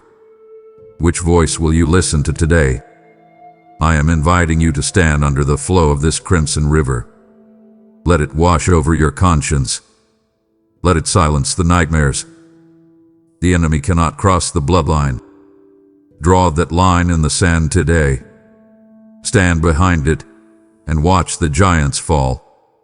You are safe here. You are victorious here. My beloved, I am going to touch a nerve now. I am going to put my finger on the one thing you are most afraid to let go of. We need to talk about the throne in your heart. You might call me Lord, but who is really sitting in the driver's seat of your life? Who calls the shots? Who decides what you do with your money, your time, and your body? Too often, it is you. The greatest idol in your life is not a statue made of gold. It is the idol of self. Pride is the root of your separation from me. It was pride that turned an angel into a devil, and it is pride that turns my children into strangers. You want to be in control. You want to understand everything before you obey. You want to build your own reputation, your own brand, your own kingdom. You say, I want to do it my way. My child, your way leads to anxiety. Your way leads to exhaustion. Your way leads to a dead end. I am calling you to a death. It sounds harsh, but it is the only way to true life. To follow me, you must deny yourself. You must pick up your cross daily. This is not a metaphor for having a bad back or a difficult boss. Carrying a cross means walking to your own execution. It means saying, I am dead to my own selfish desires. I am dead to my need to be right. I am dead to my need for applause. Humility is not thinking less of yourself. It isn't about walking around with your head down, saying I'm worthless. No, true humility is thinking of yourself less. It is taking the spotlight off your feelings, your rights, and your offenses, and turning your eyes outward to me and to others. I resist the proud. Do you hear that? I actively oppose the one who stands in arrogance. But I give grace, ocean loads of grace, to the humble. I invite you to surrender your rights today. Surrender your right to be offended. Surrender your right to revenge. Surrender your plans for the future that you have held so tightly. Open your hands. Let go of the steering wheel. I know it is scary. You think if you let go, you will crash. But I am the one who created the road. I am the one who knows the way. Stop fighting me for control. You are exhausted because you are wrestling with God. Let me win. Let me take over. When you lose your life for my sake, that is the moment you truly find it. Step off the throne. Take the lower seat. And watch how I lift you up in due time. My child, I see the wound in your heart. I see the scar that hasn't healed because you keep picking at it. I know what they did to you. I saw the betrayal. I heard the cruel words. I saw the abuse. I am not minimizing your pain. What happened to you was wrong, and it grieved me too. But we need to talk about the poison you are drinking. You are holding on to unforgiveness like a shield, thinking it protects you from getting hurt again. But it is not a shield, it is a trap. You cannot hold a grudge and hold my hand at the same time. Your hands are full of stones you want to throw at your enemy, so you have no room to receive the blessings I want to give you. Unforgiveness is a poison you drink hoping the other person will die.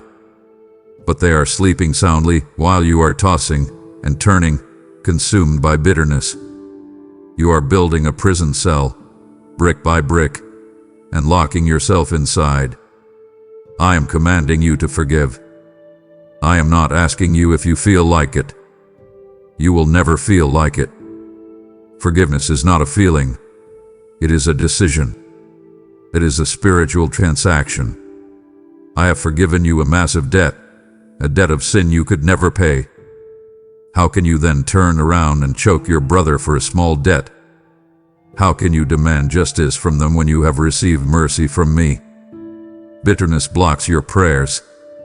It is like a clog in the pipe. You cry out to me, but your heart is hard, and my grace cannot flow freely through a hardened artery.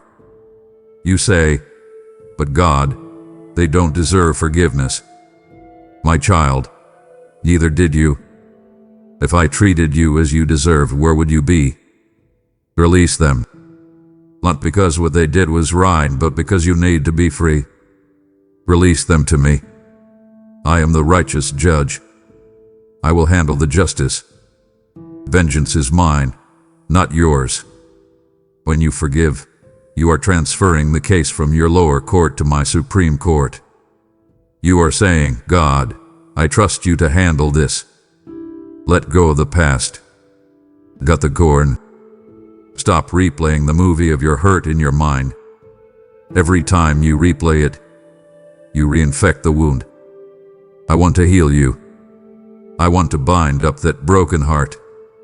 But I cannot heal a wound that you refuse to uncover.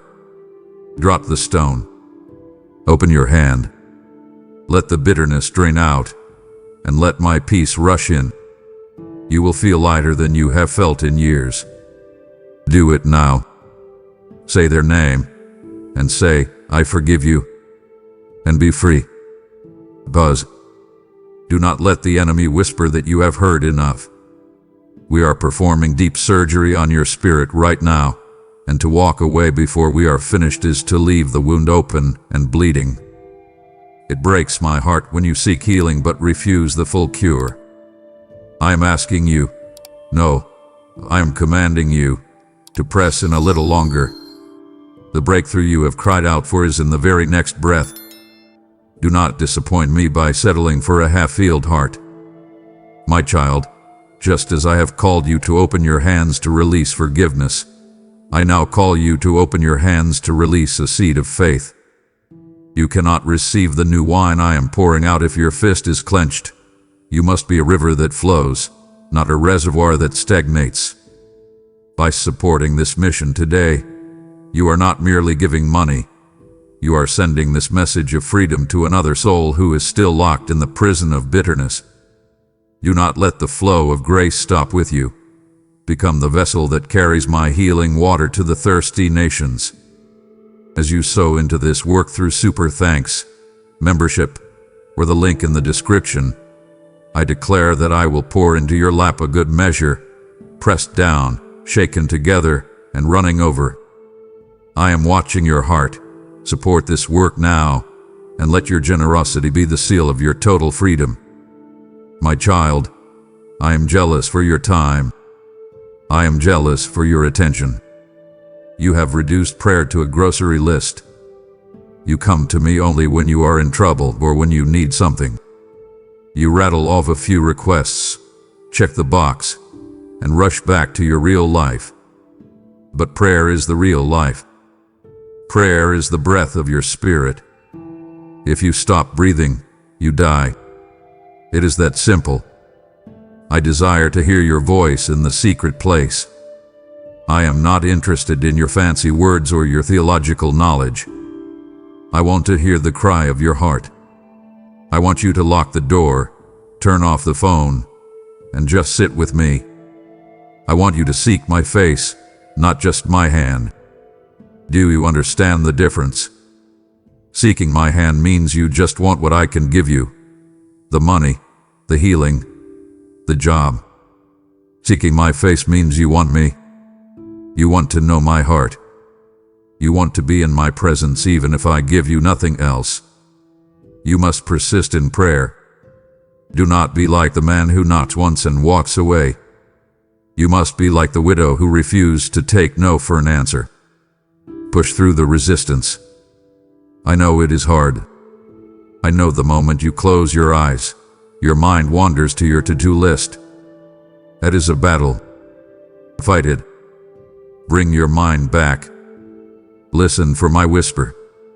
You do all the talking, and then you say amen and leave. But conversation is two-way. I have things to say to you. I have guidance for that problem at work. I have comfort for that anxiety in your chest. But my voice is a still, small voice. It is easily drowned out by the noise of the television, the podcast, the traffic. You have to get quiet enough to hear it. Prayer changes you. You think prayer is about changing my mind, but often it is about aligning your will with mine. When you spend time in my presence, you start to look like me. You start to love what I love and hate what I hate. The things of the world start to grow strangely dim. I am inviting you into the deep end. Stop splashing around in the shallow water of 5-minute prayers. Come out to the deep. There is a depth of intimacy you have not yet tasted. There is a power in prayer that breaks chains and moves mountains. But you have to show up. You have to make the appointment and keep it. I'm waiting for you in the quiet. Will you come? My child, I need you to lift your head. I need you to stop looking down at your problems and start looking out at the horizon. Look around you.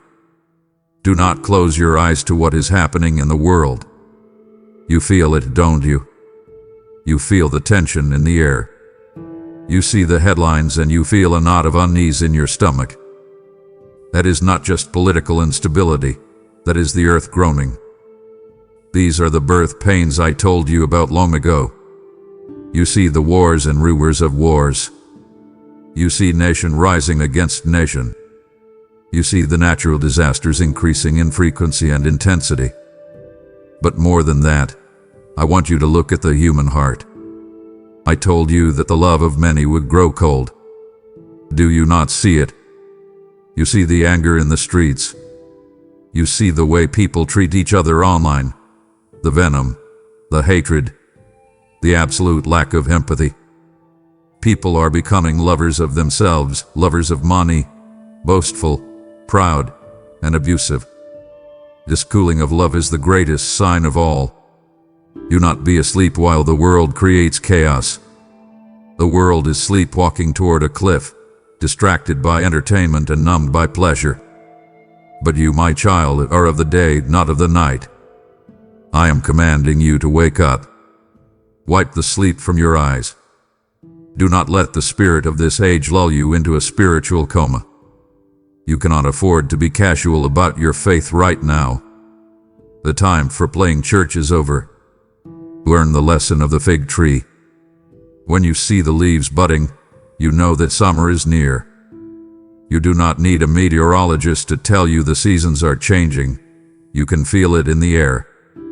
In the same way, when you see these things happening, know that my return is at the door. I am not telling you this to make you panic. I do not want you building a bunker in your backyard. I want you building a sanctuary in your heart. You must discern the spirits. Not everything that sounds spiritual is from me. Deception is the hallmark of the last days. There are many voices clamoring for your attention, claiming to have the truth.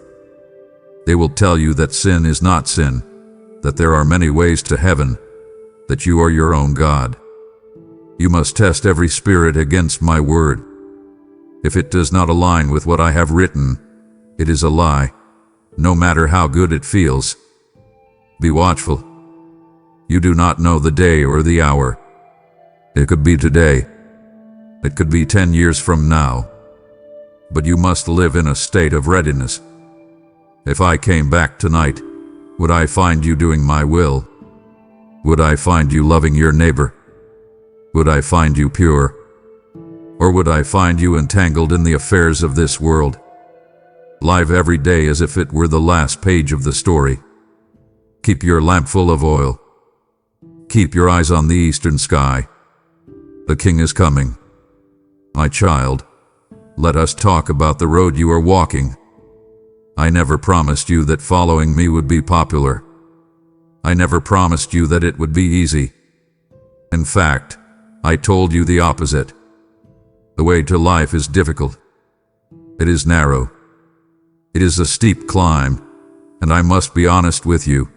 Few there be that find it. I see you looking at the broad road. It looks so much easier. It is a 6-lane highway, paved and smooth. All your friends seem to be on it.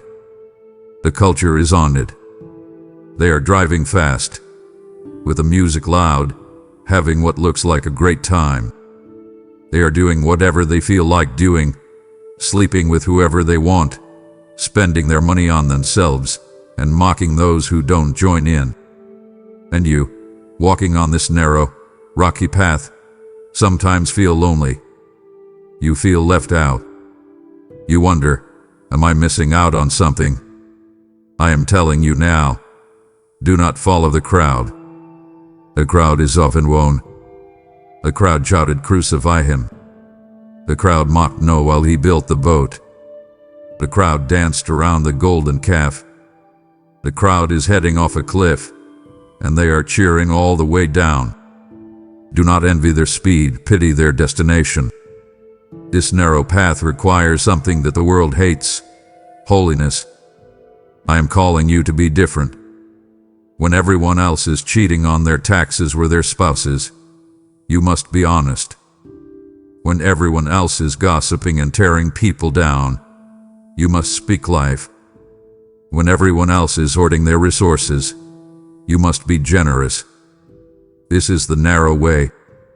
It scrapes against your flesh. It restricts your ego. But it is the only path that leads to life. The gate is small. You cannot fit through it if you are carrying bags of sin. You cannot fit through it if you are carrying a backpack of pride. You have to drop the baggage. You have to leave the old habits behind. You might have to leave some relationships behind that are dragging you back to the broad road. I know it hurts. I know it feels like a loss. But what you gain is me. Walk by faith, even when the path is shrouded in fog. There will be days when you cannot see 5 feet in front of you. You will not know where the money is coming from. You will not know how the situation will resolve. In those moments, do not freeze. Do not turn back. Just take the next step. I am the way. I am the GPS. I am the trailblazer. I have walked this path before you, and my bloody footprints are there to guide you. Follow my footsteps closely. Do not veer to the left or to the right. Keep your eyes on my back, and I will lead you home. My beloved, I want to address the giant that stands in your living room. Its name is fear. I see how it bullies you. I see how it wakes you up at 3:00 a.m. with what-if scenarios. What if I lose my job? What if the diagnosis is bad? What if my children get hurt? Fear is a liar, but more than that, fear is the enemy's form of worship. When you fear, you are giving the devil the respect and awe that belongs only to me. You are meditating on his lies instead of my promises. I have not given you a spirit of fear. Did you hear me? That knot in your stomach, that racing heart, that paralyzing dread, that did not come from heaven. I gave you a spirit of power, of love, and of a sound mind. A sound mind is a mind that is not fragmented by worry. It is a mind anchored in the reality of who I am. Trust me when the boat is rocking. Remember when my disciples were in the storm. The waves were crashing over the bow, and they thought they were going to die. And where was I? I was sleeping. I was not sleeping because I didn't care. I was sleeping because I knew who was in charge of the water. I am in the storm with you right now. You are not alone in that boat. And because I am in the boat, it cannot sink. Worry does not empty tomorrow of its sorrow. It empties today of its strength. When you worry, you are paying interest on a debt you may never owe. You are exhausting yourself fighting battles that haven't even happened yet. Look at the birds of the air. They do not sow or reap, yet I feed them. Are you not of more value than they? Do you think I would manage the orbit of the planets and forget to take care of your rent? Keep your eyes on me, not on the waves. Peter walked on water alone as he looked at me. The moment he looked at the wind and the waves, he sank. What are you looking at? Are you staring at the medical report? Are you staring at the bank account? Stop it. Look at me. I am bigger than the cancer. I am bigger than the debt. I am bigger than the divorce. Let your faith be bigger than your giant. Speak to the mountain. Do not just talk about the mountain to your friends. Talk to the mountain in my name. Command it to move. I am inviting you to step into a fearless life. Not a life without danger, but a life without dread. Give me your fear. Visualize yourself handing it to me right now. I will take it, and in exchange, I will give you a peace that makes no sense to the world. My child, I speak now to the regrets that haunt you. I speak to the years you feel you have wasted. I know you look back and see a trail of wreckage. You see the time lost to addiction. You see the years lost to a bad relationship. You see the opportunities you missed because you were afraid. And you think it's too late. I've ruined God's plan A, and now I'm stuck with plan B. Listen to me. I am the God of redemption. I am the God who restores the years the locusts have eaten. You serve a God who can recycle anything. Your broken pieces are the raw material for my masterpiece. In Japan, they have an art form called kintsugi, where they repair broken pottery with gold. The crack becomes the most beautiful part of the jar. That is what I want to do with you. I want to take your failures, your scars, and your brokenness, and fill the cracks with the gold of my glory. I can turn your valley of trouble into a door of hope. You think this current situation is the end of your story. You think this divorce, this bankruptcy, this failure is the final chapter. It is not. It is a plot twist. I am the author, and I am not finished writing. I can take the very thing the enemy meant for evil and turn it for your good. I can take the mess and turn it into a message. Do not define yourself by your past failures. You are not what you did. You are not what was done to you. You are who I say you are. And I say you are forgiven. I say you are new. Stop looking in the rearview mirror. You cannot drive forward if you are staring backward. The past is a tomb. Do not live there. I make all things new. That includes your tired heart. That includes your cynicism. That includes your dead dreams. I can breathe life into dry bones. I can make streams flow in the desert. But restoration requires repentance. You must turn. You must bring the broken thing to me. You cannot hide it. You must say, Father, I broke this. I cannot fix it. Here it is. When you hand it to me, the restoration begins. It might not look exactly like it did before. It might look different. It might look better. I am going to give you double for your trouble.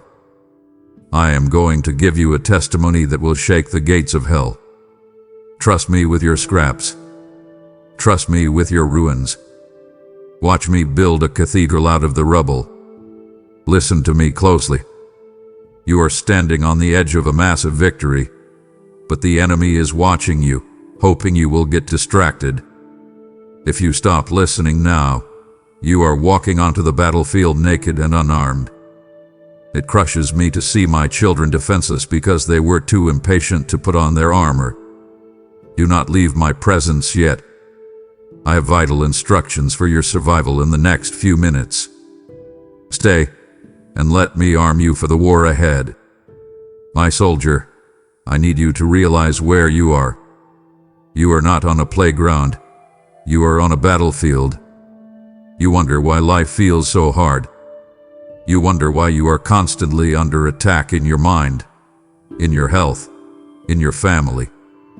It is because you have an enemy who hates you. He hates you because you bear my image. And he is shooting at you every single day. Too many of my children are walking onto the battlefield naked. You wake up, check your phone, drink your coffee, and walk out the door without putting on your protection. Then you wonder why you get taken out by a stray thought or a sudden temptation. I am commanding you, put on the whole armor of God. Do not leave your bedroom without it. Put on the belt of truth. The enemy fights with lies. He lies about who you are. He lies about who I am. You must buckle the truth around your waist. The truth holds everything else together. If you are living a lie, your armor will fall off. Be honest with yourself and with me. Guard your heart with the breastplate of righteousness. The enemy wants to shoot an arrow of accusation straight into your heart. He wants to wound your emotions. But you are covered by my righteousness. It is a bulletproof vest. When he tries to say you are unworthy, the arrow bounces off my righteousness. Walk in the peace of the gospel. Put the shoes on your feet. The ground is rocky and filled with thorns. If you do not have peace, you will not be able to stand. My peace gives you stability when the world is shaking. Take the shield of faith. This is non-negotiable. The enemy will shoot fiery darts at you. Darts of doubt, fear, and lust. You must hold up the shield. You must say, I trust God more than I trust this feeling. When the dart hits the shield of faith, it is extinguished. And finally, wield the sword of the Spirit. This is your only offensive weapon. It is the Word of God. When Jesus was tempted in the wilderness, he did not argue with the devil. He did not have a debate. He used the sword. He said, it is written. You must do the same. When the enemy says you will fail, you pull out the sword and say, it is written, I can do all things through Christ. Do not just think the word, speak the word. The enemy cannot read your mind, but he must obey my word. Suit up, my child. The battle is fierce, but the victory is already won. Stand firm. Stand your ground. And when you have done everything to stand, stand therefore. I am fighting with you. My child, I must speak to you about a sickness that is infecting my body. It is not a fever of the body, but a fever of the soul. It is the sickness of lukewarmness. I told the church in Laodicea that because they were neither cold nor hot, I would spit them out of my mouth. That word spit is gentle. The reality is that lukewarmness makes me vomit. It makes me sick to my stomach. Why? Because it is a mixture. It is trying to mix the holy with the profane. It is saying, I want enough of God to make me feel safe, but not enough to change my life. I would rather you be cold. I would rather you be completely out in the world, honest about your rebellion, than sitting in the pew on Sunday playing a game. At least the cold person knows they are lost. The lukewarm person thinks they are found, but they are drifting. Complacency is a spiritual coma. You are sleeping while the house is burning. You think because you said a prayer 10 years ago, you are safe. You think because you listen to worship music in your car, you are intimate with me. But where is the fire? Where is the hunger? Do not rely on yesterday's manna. The Israelites could not save the bread from one day to the next. It would rot and breed worms. You cannot live on the spiritual experience you had last year. You need fresh bread today. You need a fresh encounter right now. If your relationship with me is based on memories of how you used to be on fire, you are in danger. A little leaven leavens the whole lump. You tolerate small sins. A little gossip, a little lust, a little dishonesty, thinking they are harmless. But they are spreading. They are dulling your spiritual senses. You are becoming desensitized to the things that break my heart. You watch things on your screen that would have shocked you 5 years ago, but now you don't even blink. That is the temperature dropping. That is the slow drift into lukewarmness. I am calling you to purge the compromise. Stop straddling the fence. The fence belongs to the enemy.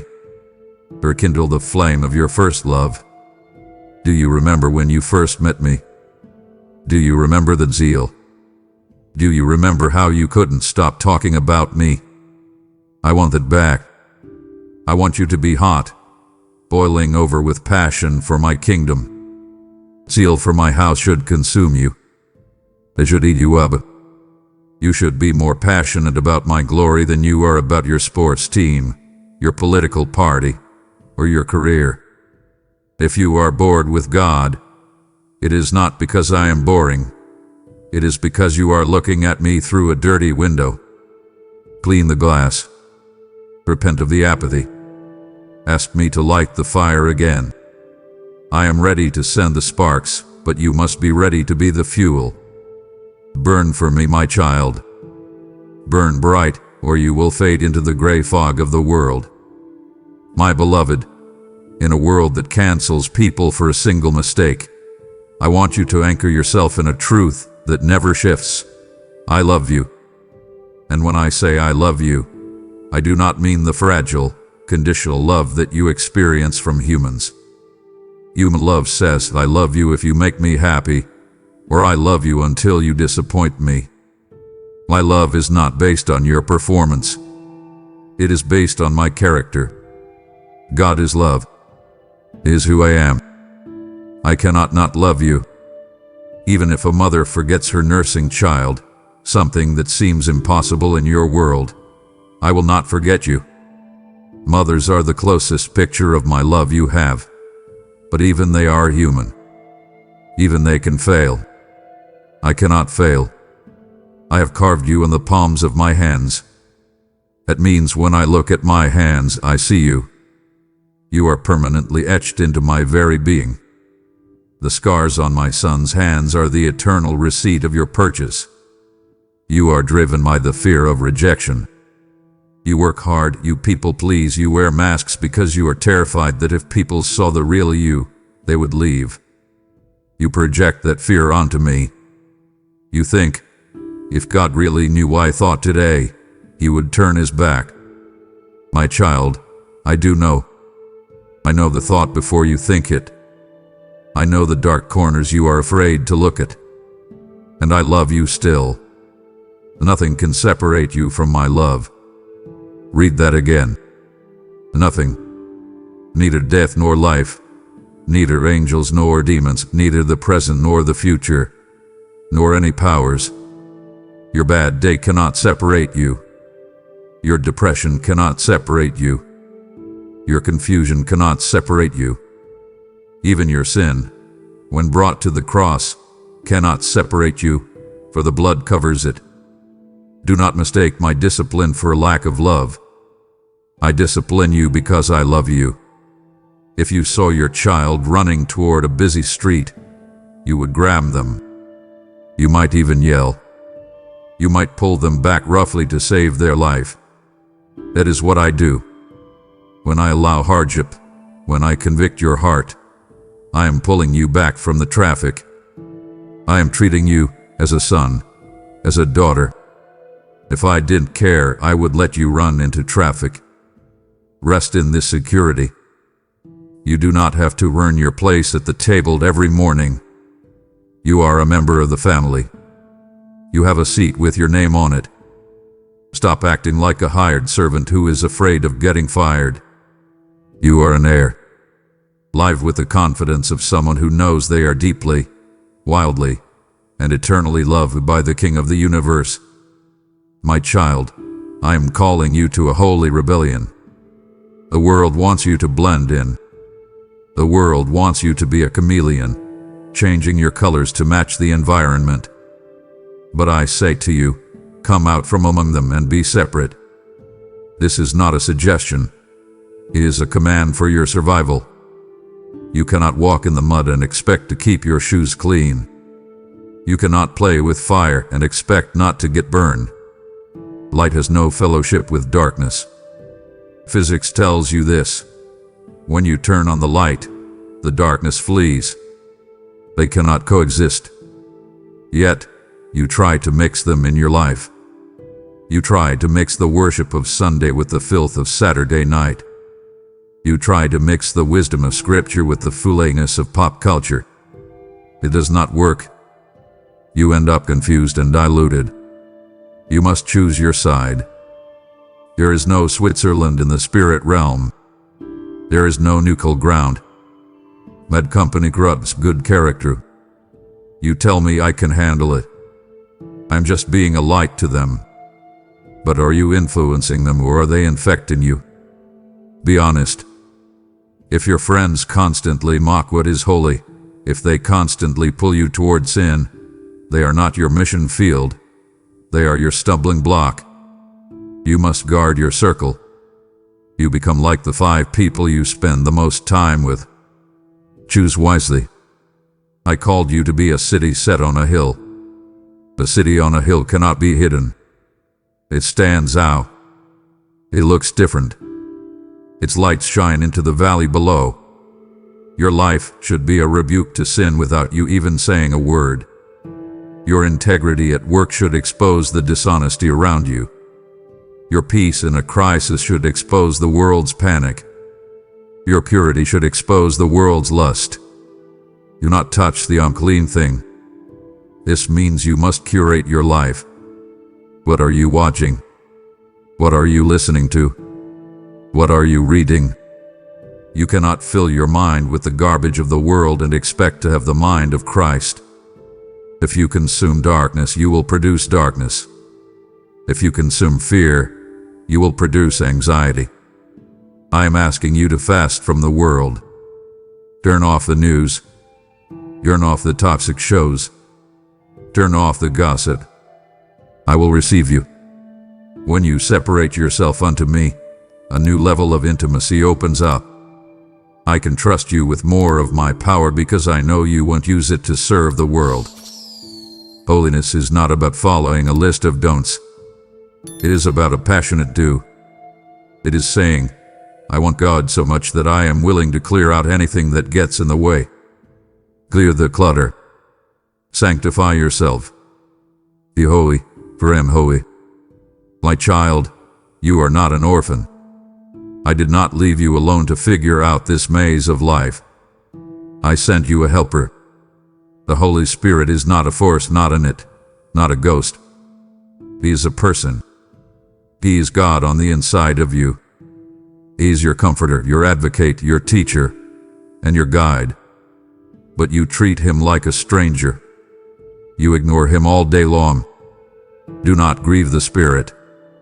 When you feel that gentle check in your heart, that hesitation before you speak a harsh word, that uneasy feeling before you make a purchase, that sudden thought to call a friend, that is him. When you push past that feeling and do what you want anyway, you grieve him. You hurt the one who is trying to protect you. And the more you ignore him, the quieter his voice seems to get. Not because he stops speaking, but because your heart develops a callous. He will lead you into all truth. You are confused about your future. Ask him. You don't know how to handle a difficult person. Ask him. He knows everything. He searches the deep things of God. But you have to be willing to follow. You cannot ask for guidance and then decide if you like the answer. You must pre-decide to obey. Holy Spirit, whatever you say, the answer is yes. Learn to distinguish my voice from your own thoughts. My voice sounds like love. My voice sounds like peace. My voice aligns perfectly with the Bible.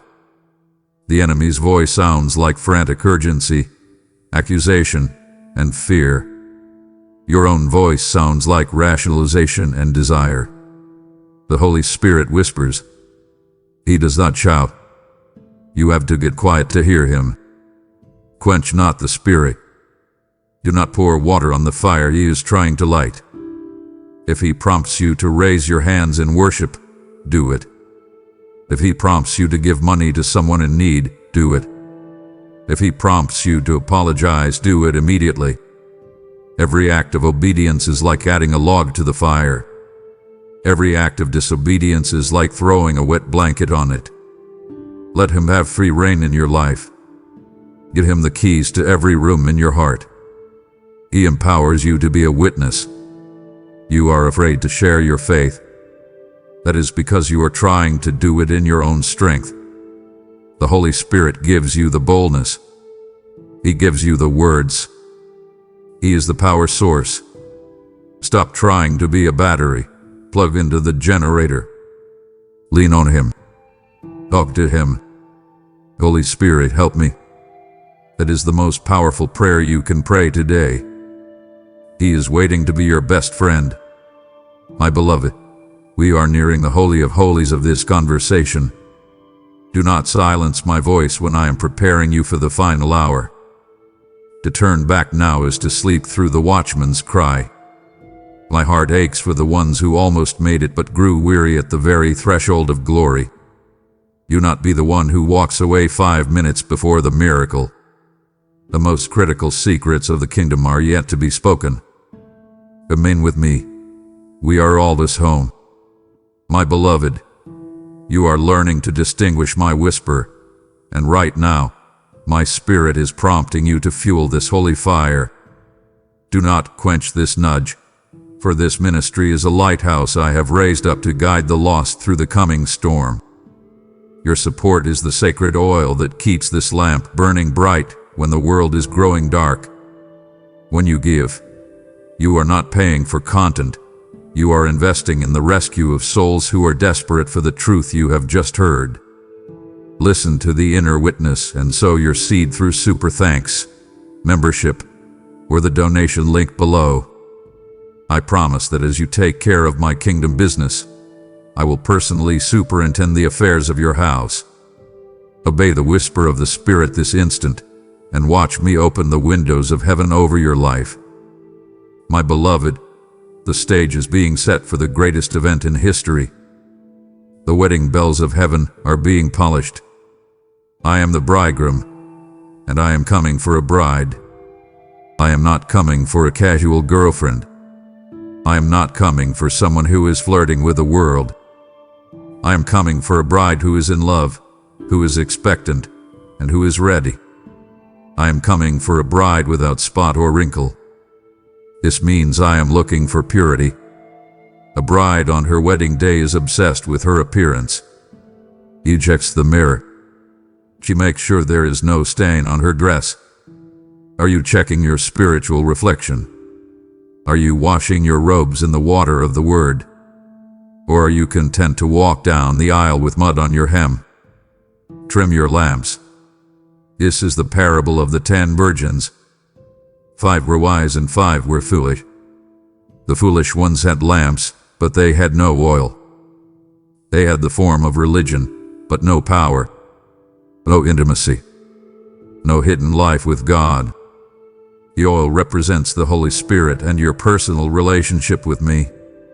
You cannot borrow this oil from your pastor. You cannot borrow it from your grandmother. You must buy it yourself with your own time and your own devotion. You not be found sleeping. The spirit of slumber is heavy on the world right now. People are lulled into a trance by entertainment and comfort. But the cry will ring out at midnight. The bridegroom comes. Will you be awake? Will you be watching? Or will you be groggy, confused, and scrambling to get ready when it is too late? The wedding garment is righteousness. Are you dressed? You cannot enter the feast wearing your own rags. You must be clothed in the righteousness of Christ. But you must also walk in righteous acts. Your faith must be visible. Your love must be tangible.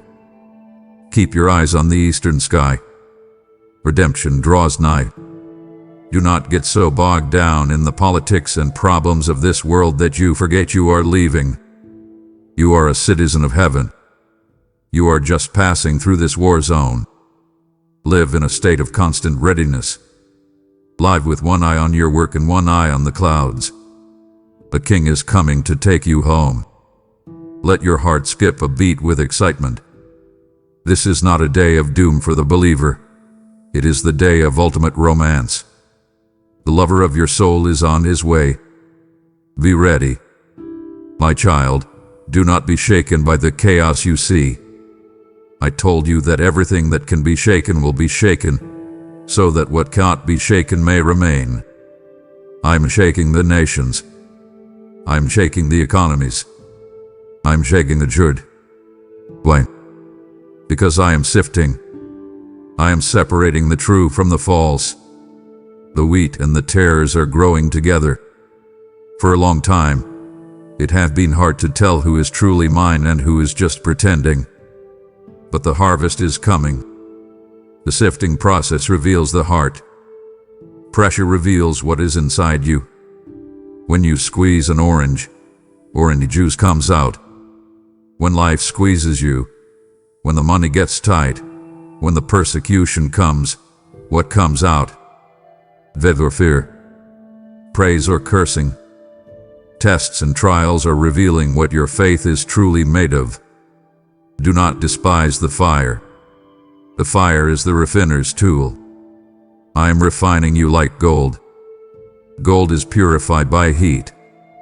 The heat causes the impurities, the dross, to rise to the surface so the refiner can scoop them away.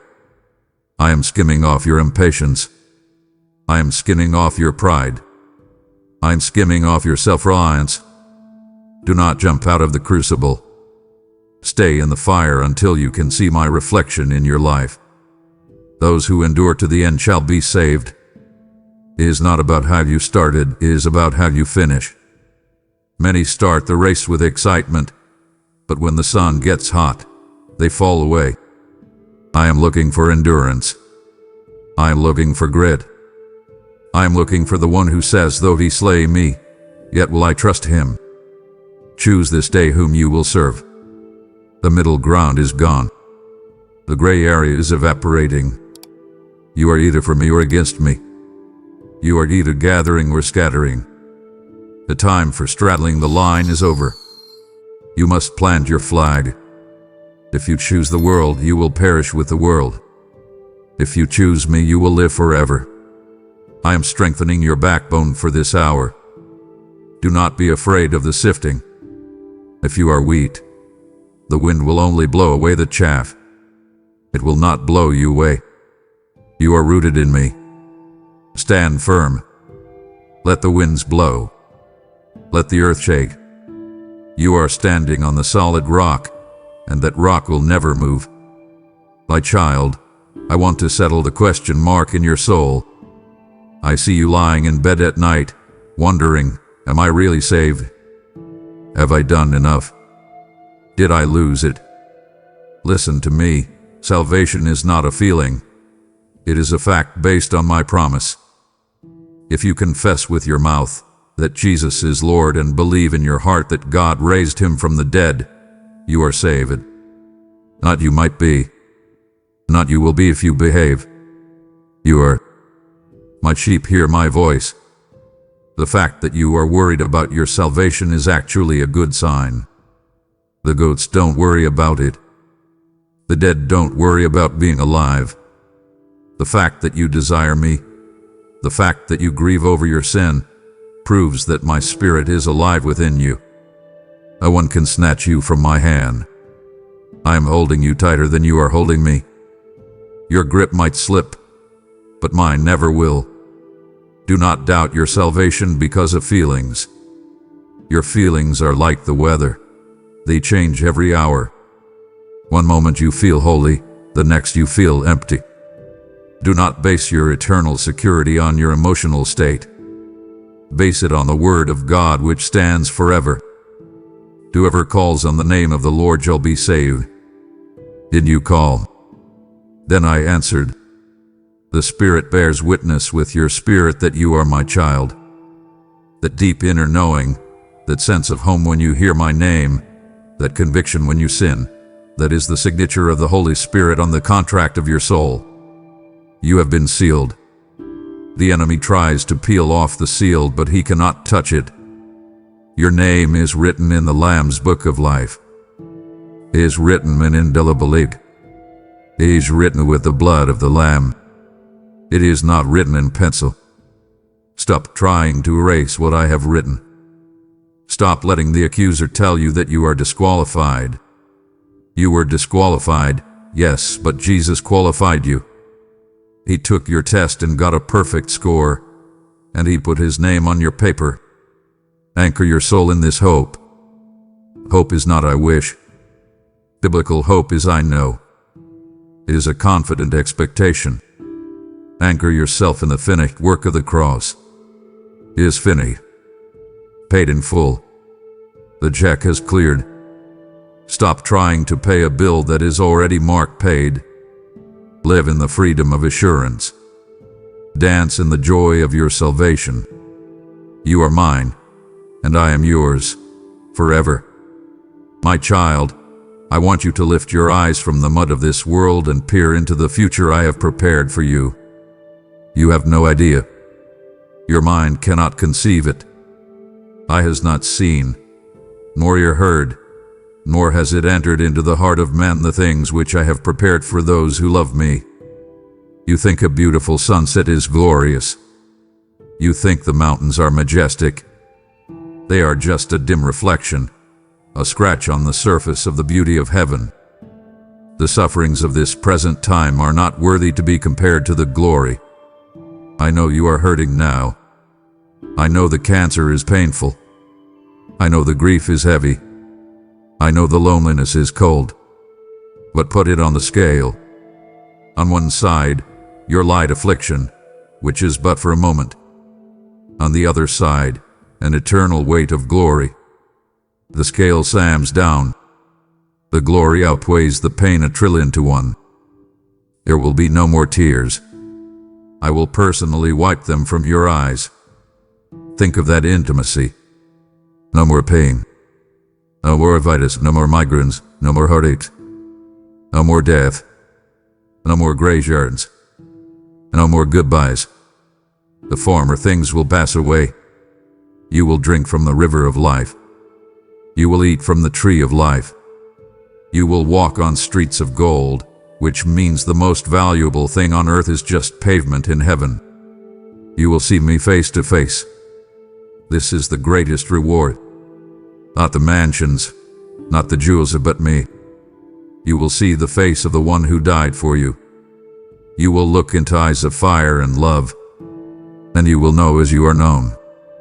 All the questions you have, why did this happen? Why did that happen? They will dissolve in the light of my presence. You will understand the tapestry I was weaving all along. Hold on a little longer. I know you are tired. I know the race feels long, but the finish line is just around the bend. Do not give up now. The reward is eternal.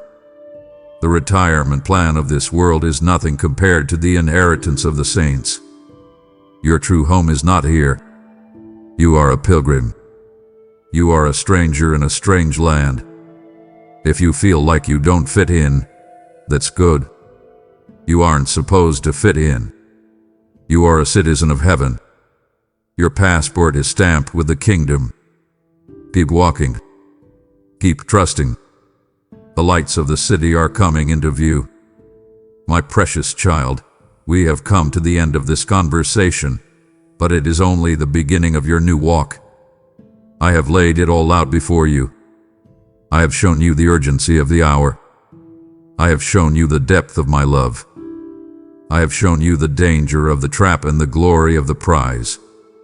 Now, the choice is yours. I set before you life and death. I set before you blessing and cursing. I implore you, choose life. Choose me. Do not close this script and go back to business as usual. Do not let the birds of the air steal the seed I have just planted in your heart. Water it with prayer. Guard it with obedience. This is my final plea. Open the door immediately. I am still knocking. The handle is turning. Will you let me in? I want to come in and sup with you. I want to take over the heavy lifting. I want to save you from yourself. I am the Alpha and the Omega, the beginning and the end. I was there when you took your first breath, and I will be there when you take your last. And I will be there to catch you when you step out of time into eternity. Trust the author of your story. I know how to write a beautiful ending. May my peace, which passes all understanding, guard your heart and your mind in Christ Jesus. Let it stand sentry over your emotions.